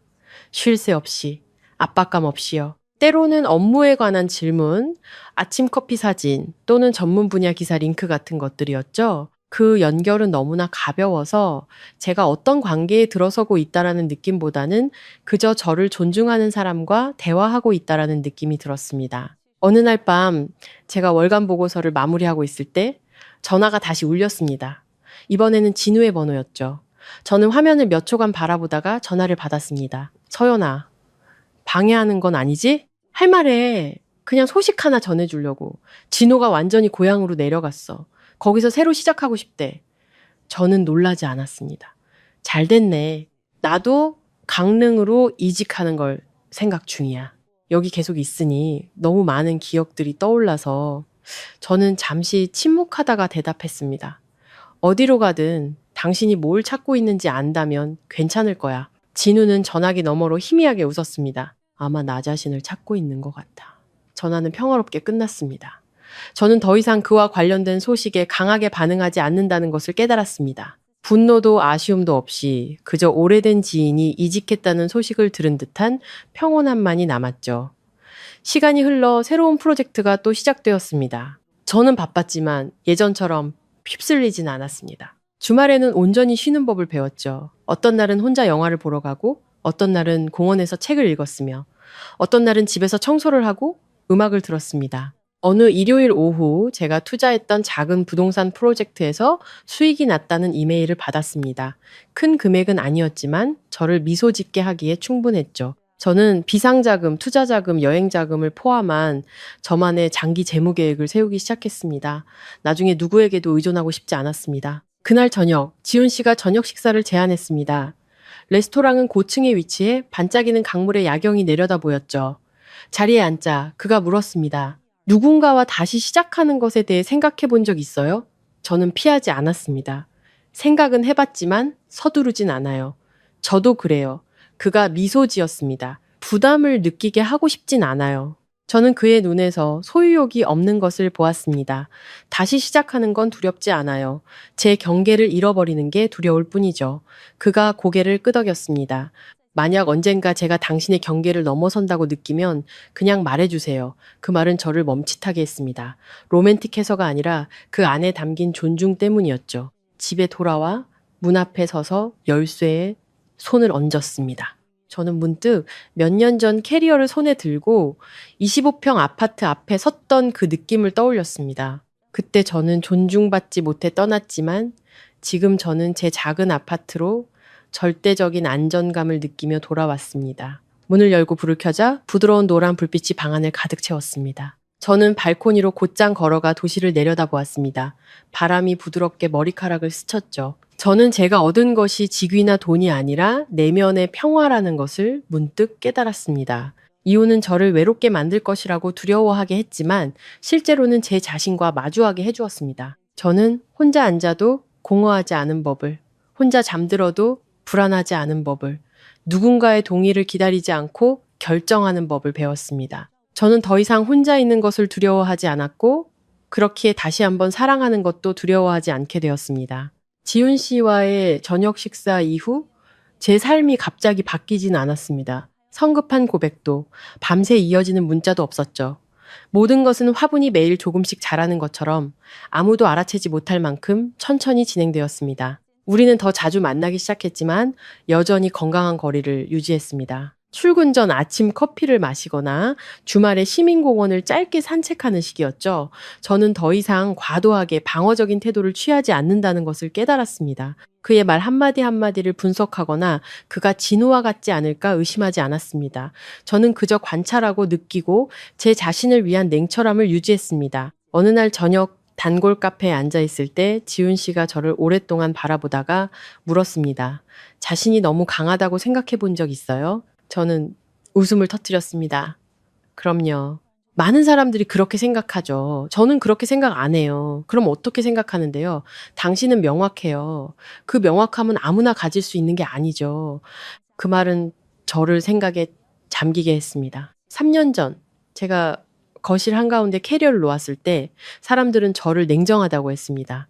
경찰에 신고했을 때는 정이 없다고 했죠. 하지만 어쩌면 저는 그저 많은 사람들이 두려워하는 일을 했을 뿐이었습니다.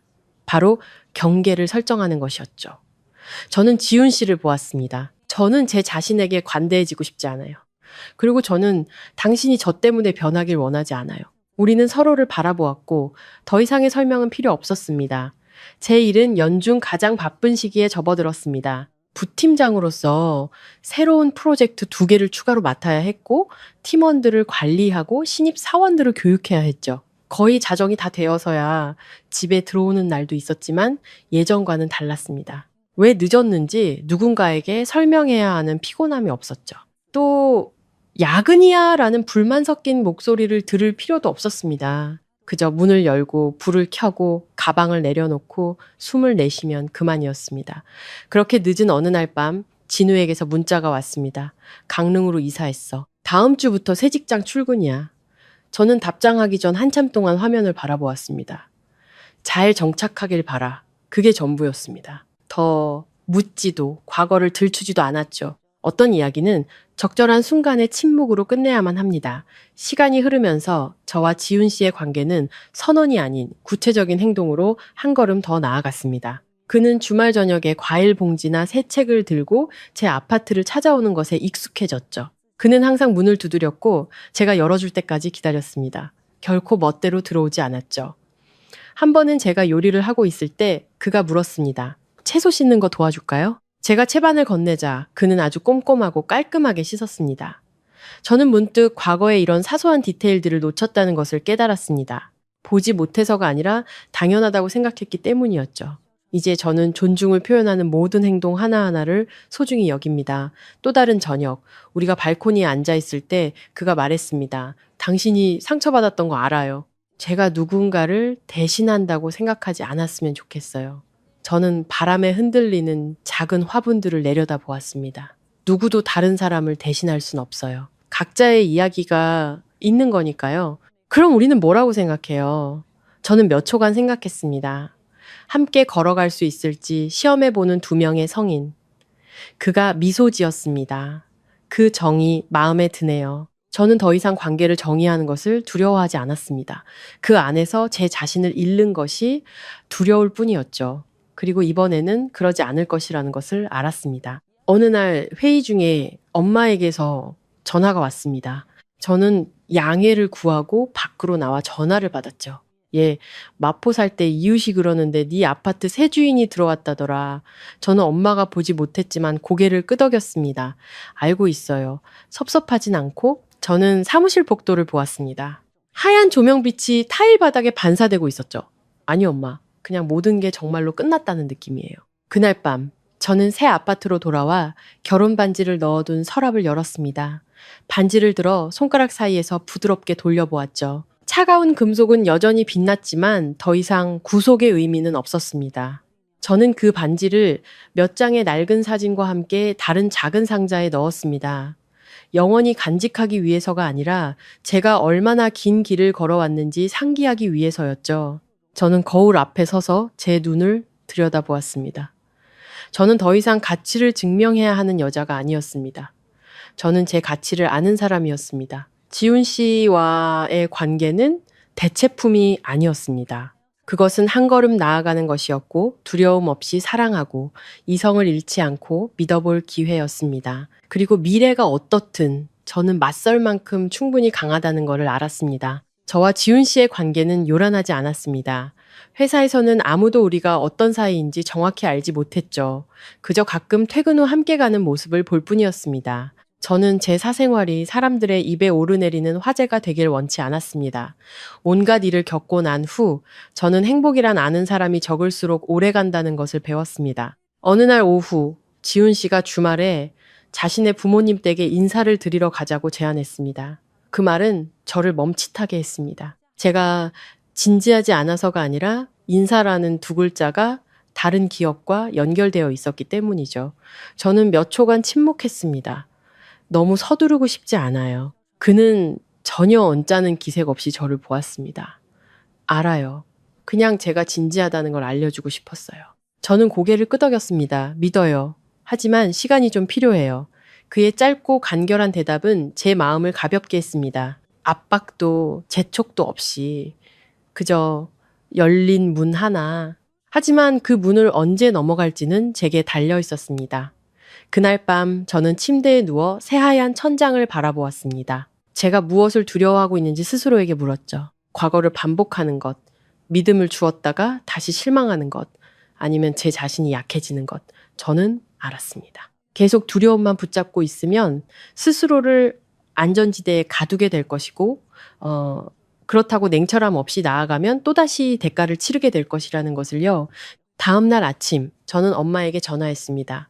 엄마, 내가 새로운 사람을 만나면 또 상처받을까봐 무서워?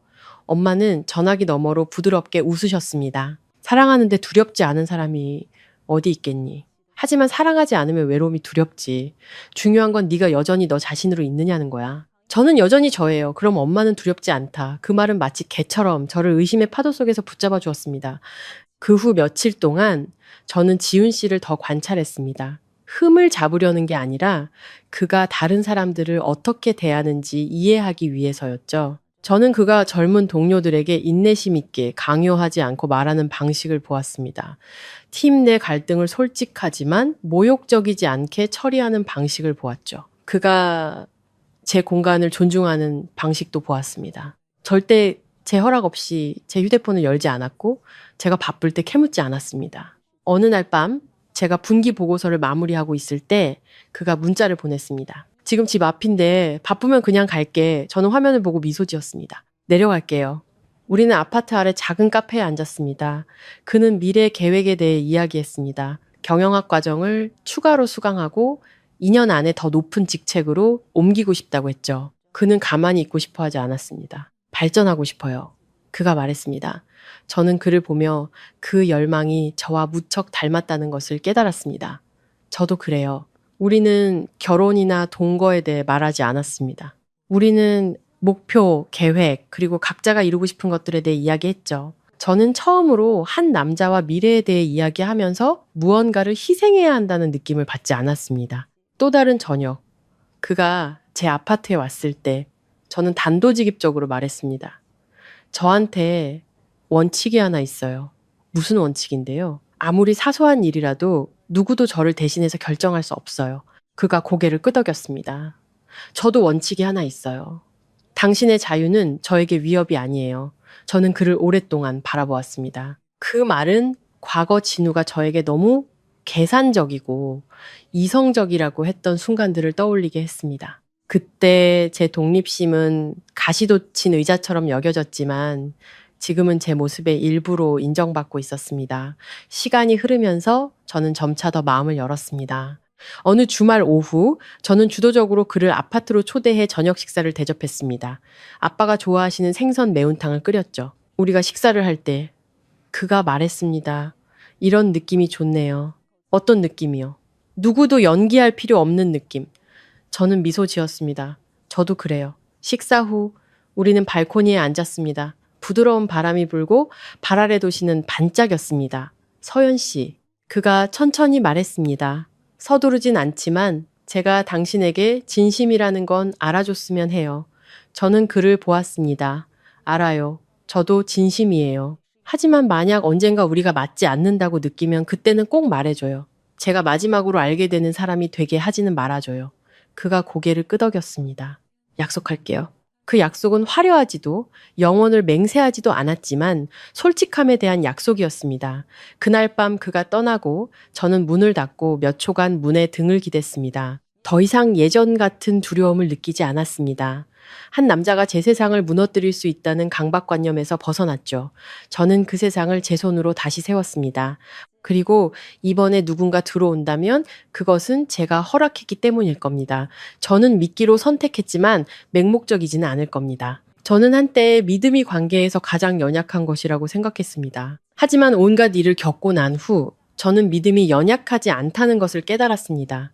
그저 올바른 곳에 두어야 할 뿐이었죠. 그리고 마치 필연적인 시험처럼 그 믿음 역시 저울 위에 오르는 날이 왔습니다. 그달 우리 회사는 대기업의 긴급 회계감사 기간에 돌입했습니다. 압박은 심했고 마감은 촉박했죠. 저는 거의 2주 동안 매일 밤 9시 10시까지 사무실에 남아 있었습니다. 지훈 씨는 그것을 이해해 주었죠. 그는 쉴 새 없이 문자를 보내거나 언제 오냐고 묻지 않고 매일 밤 짧은 문자 하나만 보냈습니다. 조심해서 들어가요. 저는 때로는 관심이 그렇게 아주 작은 문장에 담겨 있다는 것을 알았습니다. 하지만 어느 금요일 오후 제가 회의 중일 때 한 동료가 무심코 말했습니다. 지훈 씨랑 마케팅팀 이 대리랑 엄청 친한가 봐. 어제 둘이 따로 밥 먹는 거 봤는데 그 말은 회의실의 사소한 잡담에 불과했지만 저는 순간 멈칫했습니다. 바로 의심해서가 아니라 과거가 제게 많은 일들이 사소해 보이는 디테일에서 시작된다고 가르쳐 줬기 때문이죠.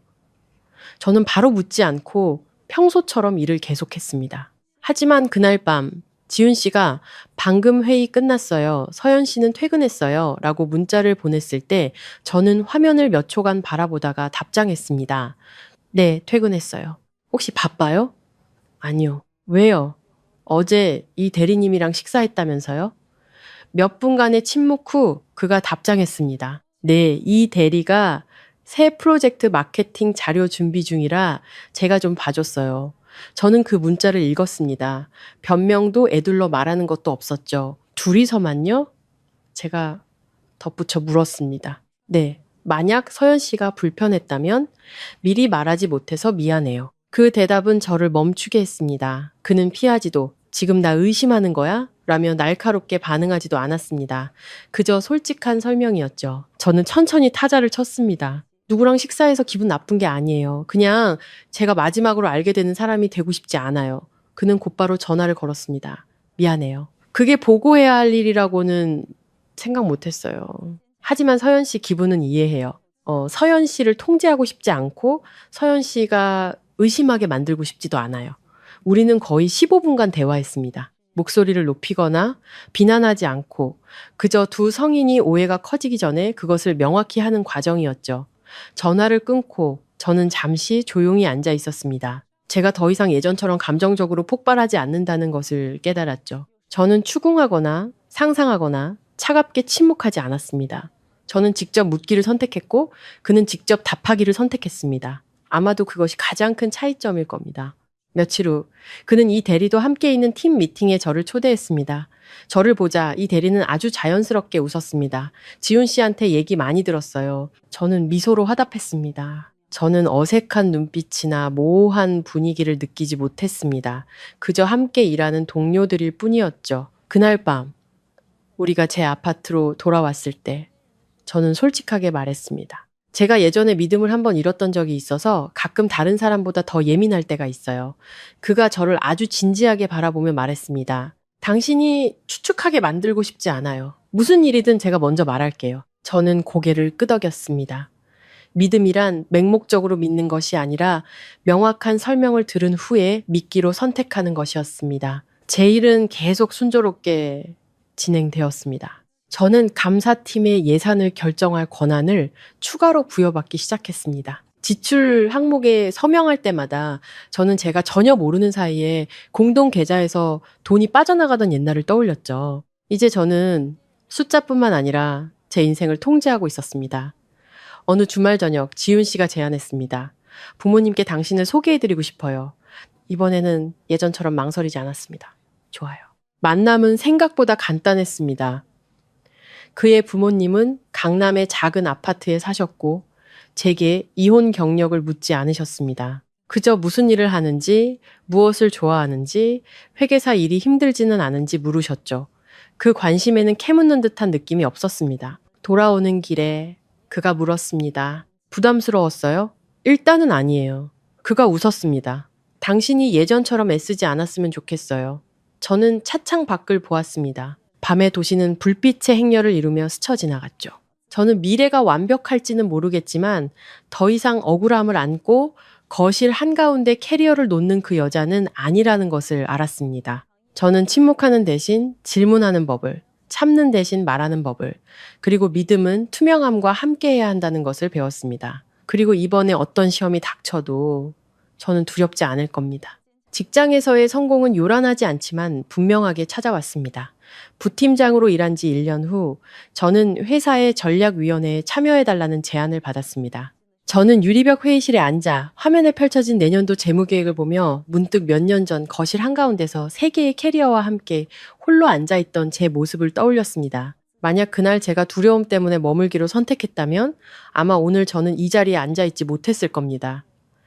회의가 끝나자 대표님이 저를 보며 말씀하셨습니다. 박 부팀장, 내년에는 대형 프로젝트 하나를 총괄해서 맡아줬으면 해. 자네는 충분한 능력이 있어. 저는 고개를 끄덕였습니다. 최선을 다하겠습니다. 회의실을 나와 저는 누구에게도 자랑하기 위해 전화하지 않았습니다. 그저 조용히 사무실 발코니로 나가 아래의 차도를 내려다보았죠. 저는 더 이상 제가 강하다는 것을 증명해야 할 필요성을 느끼지 못했습니다. 그저 제 능력에 맞게 살고 있을 뿐이었죠. 그날 저녁 지훈 씨가 저를 데리러 와 함께 식사를 했습니다. 제가 대표님의 결정에 대해 이야기하자 그는 미소 지었습니다. 당신 능력을 의심한 적 없어요. 저도 한때는 제 자신을 의심했었어요. 제가 인정했습니다.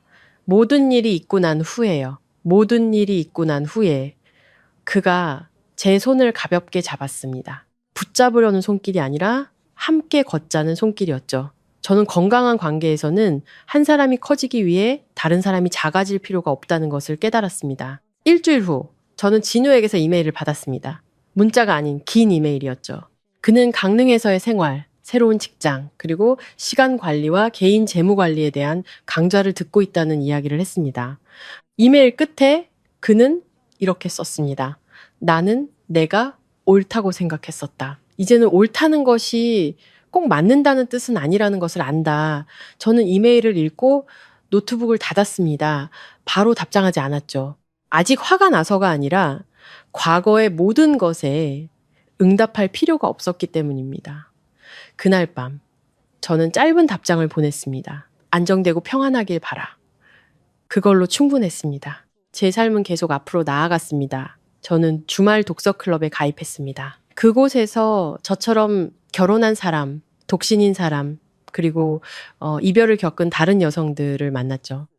우리는 고통을 늘어놓는 대신 교훈을 나누었습니다. 그룹의 한 언니가 제게 물었습니다. 그렇게까지 일을 크게 만든 걸 후회한 적은 없어? 저는 몇 초간 생각하다가 대답했습니다. 만약 끝까지 가지 않았다면 훨씬 더 많이 후회했을 거예요. 언니는 고개를 끄덕였습니다. 맞아. 여자들은 보통 참으라고 배우지. 저는 미소 지었습니다. 참는 게 항상 미덕은 아니더라고요. 그런 대화들은 제 이야기가 유일한 것이 아니라는 것을 깨닫게 해주었습니다. 많은 여성들이 단지 이기적이라는 말을 들을까 두려워 자신의 목소리를 잃어버렸던 것이죠. 어느 날 밤 저와 지훈 씨가 아파트 발코니에 앉아 있을 때 그가 물었습니다. 만약 그날 진우 씨가 다른 선택을 했다면 당신은 머물렀을 것 같아? 저는 바람에 부드럽게 흔들리는 작은 화분들을 내려다보았습니다. 그랬을지도 모르죠. 하지만 그는 그러지 않았고 저는 제 선택을 했어요. 맞아. 당신은 당신 자신을 선택했지. 그가 몇 초간 침묵하다가 말했습니다. 나는 그 선택을 존중해. 저는 저를 평온하게 만드는 것이 제 곁에 새로운 남자가 있어서가 아니라 제 가치를 확인받기 위해 더 이상 남자가 필요하지 않기 때문이라는 것을 깨달았습니다. 일은 점점 많아졌지만 저는 일이 제 삶을 삼키도록 두지 않았습니다. 저는 쉬는 법을 배웠습니다.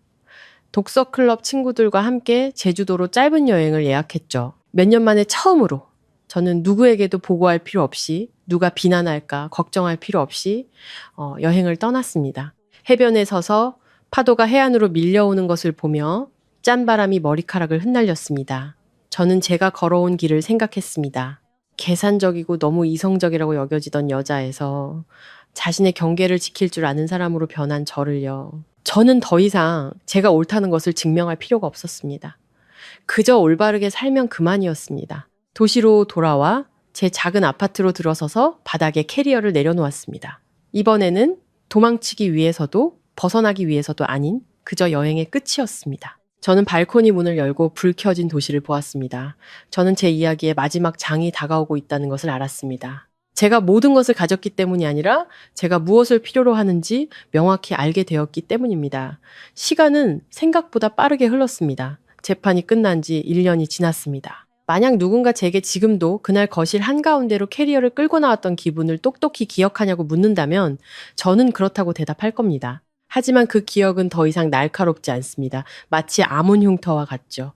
제가 아팠지만 또한 강했었다는 것을 상기시켜주는 제 일은 안정적인 발전 단계에 접어들었습니다. 제가 총괄했던 대형 프로젝트는 기대 이상의 성공을 거두었죠. 이사회는 내년에 저를 회계감사팀 팀장으로 임명하겠다고 공식 제안했습니다. 그 소식을 들었을 때 저는 환호성을 지르지 않았습니다. 그저 고개를 끄덕이며 믿음에 부응하도록 노력하겠습니다. 라고 말했죠. 회의실을 나와 엘리베이터에 혼자 섰습니다. 문이 닫히고 좁은 공간에 밟고 차가운 스테인리스 거울에 제 모습이 비쳤습니다. 저는 제 자신을 보며 더 이상 제가 자격이 있다는 것을 누군가에게 확인받을 필요가 없다는 것을 깨달았습니다. 저는 모든 선택을 통해 스스로 그것을 증명해 왔습니다. 지훈 씨와의 관계도 그 나름의 방식으로 점차 안정되었습니다. 우리는 떠들썩하게 공개하지도 SNS에 사진을 올리지도 않았지만 가까운 사람들은 모두 우리가 함께라는 것을 알았죠. 제가 가장 소중하게 생각하는 거는 데이트가 아니라 가장 평범한 순간들이었습니다. 제가 일할 때 그는 거실에서 책을 읽고 제가 요리하면 그는 설거지를 했습니다. 둘 다 말이 없어도 편안했죠. 어느 날 밤 우리가 소파에 앉아 있을 때 그가 말했습니다. 이제 우리 미래에 대해 이야기할 때가 된 것 같아요. 저는 찻잔을 내려놓았습니다. 무슨 이야기를 하고 싶은데요? 결혼을 서두르진 않지만 당신이 그리는 미래에 제가 있는지 알고 싶어요. 저는 몇 초간 생각했습니다. 예전처럼 가슴속에서 두려움이 피어오르지 않았습니다. 네, 제가 대답했습니다. 하지만 그 미래에는 우리 둘 모두를 위한 공간이 있어야 해요. 당신의 공간을 빼앗고 싶지 않고 당신을 지키기 위해 제 자신을 희생하고 싶지도 않아요. 그가 미소 지었습니다. 그럼 우리 서로의 경계를 지켜주죠. 저는 고개를 끄덕였습니다. 처음으로 모든 것을 걸고 도박하는 기분 없이 미래에 대해 이야기했습니다. 저는 더 이상 결혼이 유일한 종착점이라고 생각하지 않았습니다.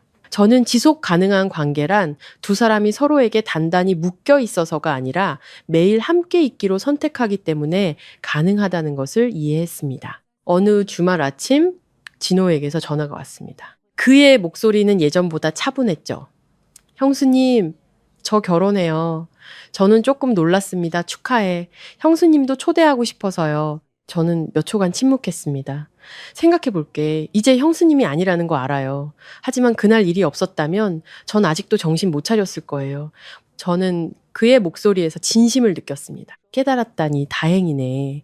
전화를 끊고 저는 오랫동안 앉아 있었습니다. 결혼식에 가야 할지 말아야 할지 몰랐죠. 과거에 얽매여서가 아니라 제 존재가 무슨 의미가 있을까 하는 생각이 들었기 때문입니다. 그날 밤 지훈 씨에게 그 이야기를 했습니다. 당신은 어떻게 생각해요? 그가 물었습니다. 모르겠어요. 마음이 평온하면 가고 그렇지 않으면 갈 필요 없어요. 저는 더 이상 제가 관대하다는 것을 증명할 필요가 없다는 것을 깨달았습니다. 용서가 모든 자리에 나타나야 한다는 뜻은 아니었죠. 결국 저는 참석하는 대신 선물과 축하 카드를 보냈습니다. 저는 부드럽게 마무리하는 방식을 선택했습니다. 그 후 몇 달 동안 저는 임대 투자용 소형 아파트를 추가로 구입하는 절차를 마쳤습니다. 계약서에 서명할 때 저는 몇 년 전 이혼 판결문에 서명하던 기분을 떠올렸습니다. 두 서명은 달랐지만 모두 전환점이었습니다. 어느 날 오후 제가 재무서류를 정리하고 있을 때 지훈 씨가 등 뒤에 서서 물었습니다. 이제 충분하다고 생각해 본 적 있어요? 저는 돌아보았습니다. 뭐가 충분하다는 거예요? 모든 게요. 저는 작은 아파트를 둘러보았습니다. 푸른 화분들, 단정한 책상, 그리고 존중의 눈빛으로 제 앞에 서 있는 남자를 보았죠. 완벽할 필요는 없어요. 제가 천천히 말했습니다. 그냥 충분하면 돼요. 그리고 지금 저는 충분해요. 저는 미소 지었습니다. 제 인생은 더 이상 침실 침범으로 인한 이혼이나 대립의 이야기가 아니었습니다. 그것은 한 여성이 굳건히 서는 법과 올바르게 마음을 여는 법을 배우는 여정이 되었습니다. 저는 이야기의 마지막 부분이 다가오고 있다는 것을 알았습니다. 제가 정상에 도달했기 때문이 아니라 내면의 평화를 찾았기 때문입니다. 그리고 평화는 때때로 가장 아름다운 결말입니다. 만약 누군가 제게 이 여정이 어디서부터 시작되었냐고 묻는다면 저는 경계선이 침범당한 순간부터라고 말할 겁니다. 재판도 다툼도 아닌 제가 더 이상 저를 존중하지 않는 것을 지키기 위해 너무 많은 것을 희생하도록 요구받고 있다는 것을 깨달은 바로 그 순간부터요. 3년간의 결혼 생활은 제게 인내가 모든 것을 지키는 방법이라고 믿게 했지만 바로 그 인내가 저를 제 자신으로부터 멀어지게 했습니다. 거실 한가운데로 캐리어 3개를 끌고 나온 그날이 되어서야 저는 때때로 놓아버리는 것이 실패가 아니라 스스로를 구하는 길이라는 것을 깨달았습니다. 이제 햇살 가득한 작은 아파트에 앉아 저는 지나온 길을 마치 낡은 영화를 보듯 되돌아봅니다. 가슴 아픈 장면도 웃음이 터지는 장면도 그리고 저 자신을 자랑스럽게 만드는 순간들도 있었죠. 저는 더 이상 진호를 탓하지도 진호를 원망하지도 제 자신을 책망하지도 않습니다. 모두가 그 당시에는 자신이 옳다고 생각하는 일을 했을 뿐입니다. 단지 그 옳음들이 서로 나란히 놓였을 때 맞지 않았을 뿐이죠. 제 일은 새로운 장을 맞았습니다. 저는 공식적으로 회계감사팀 팀장직을 맡게 되었죠. 임명장을 받는 날 저는 비싼 정장 대신 단순한 옷을 선택했습니다. 대표님이 임명장을 건네며 제 손을 잡았을 때 그는 말했습니다. 박 팀장, 자네는 전문성뿐만 아니라 배짱도 있어. 저는 미소 지었습니다.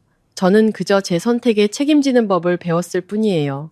배짱이란 두려움이 없는 것이 아니라 두려워도 앞으로 나아가는 것이었습니다. 저와 지윤 씨의 관계도 자연스럽게 성숙해졌습니다.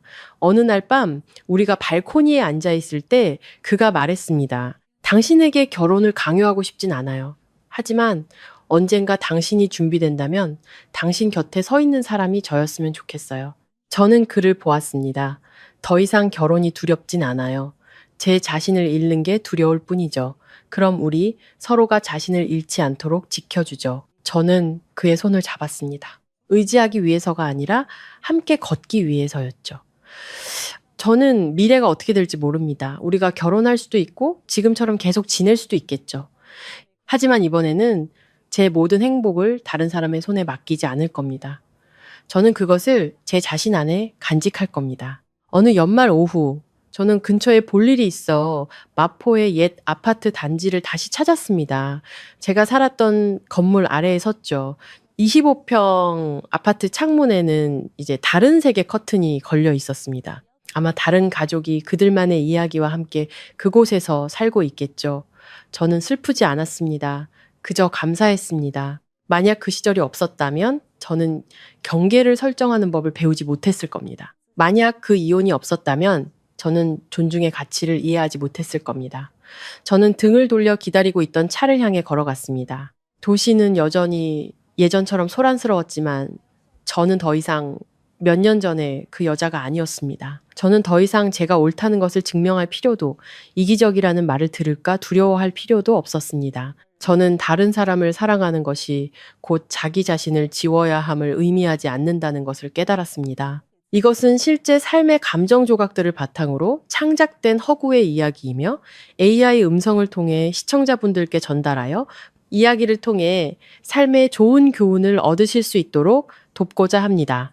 이야기 속 인물들은 특정 개인을 대변하지 않습니다. 이 여정을 통해 저는 몇 가지 교훈을 얻었습니다.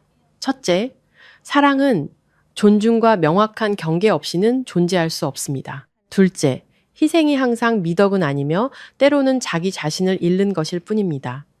셋째, 모든 성인은 자신의 행동에 책임을 져야 하며 가족이라는 이름에 영원히 기댈 수는 없습니다. 넷째, 이혼은 실패가 아니라 올바른 방식으로 다시 시작할 기회가 될 수 있습니다. 다섯째, 경제적, 정신적 독립은 여성이 어떤 위기 앞에서도 자신감을 가질 수 있는 기반입니다. 여섯째, 믿음에는 투명성이 필요하며 지속 가능한 사랑은 솔직함 위에 세워집니다.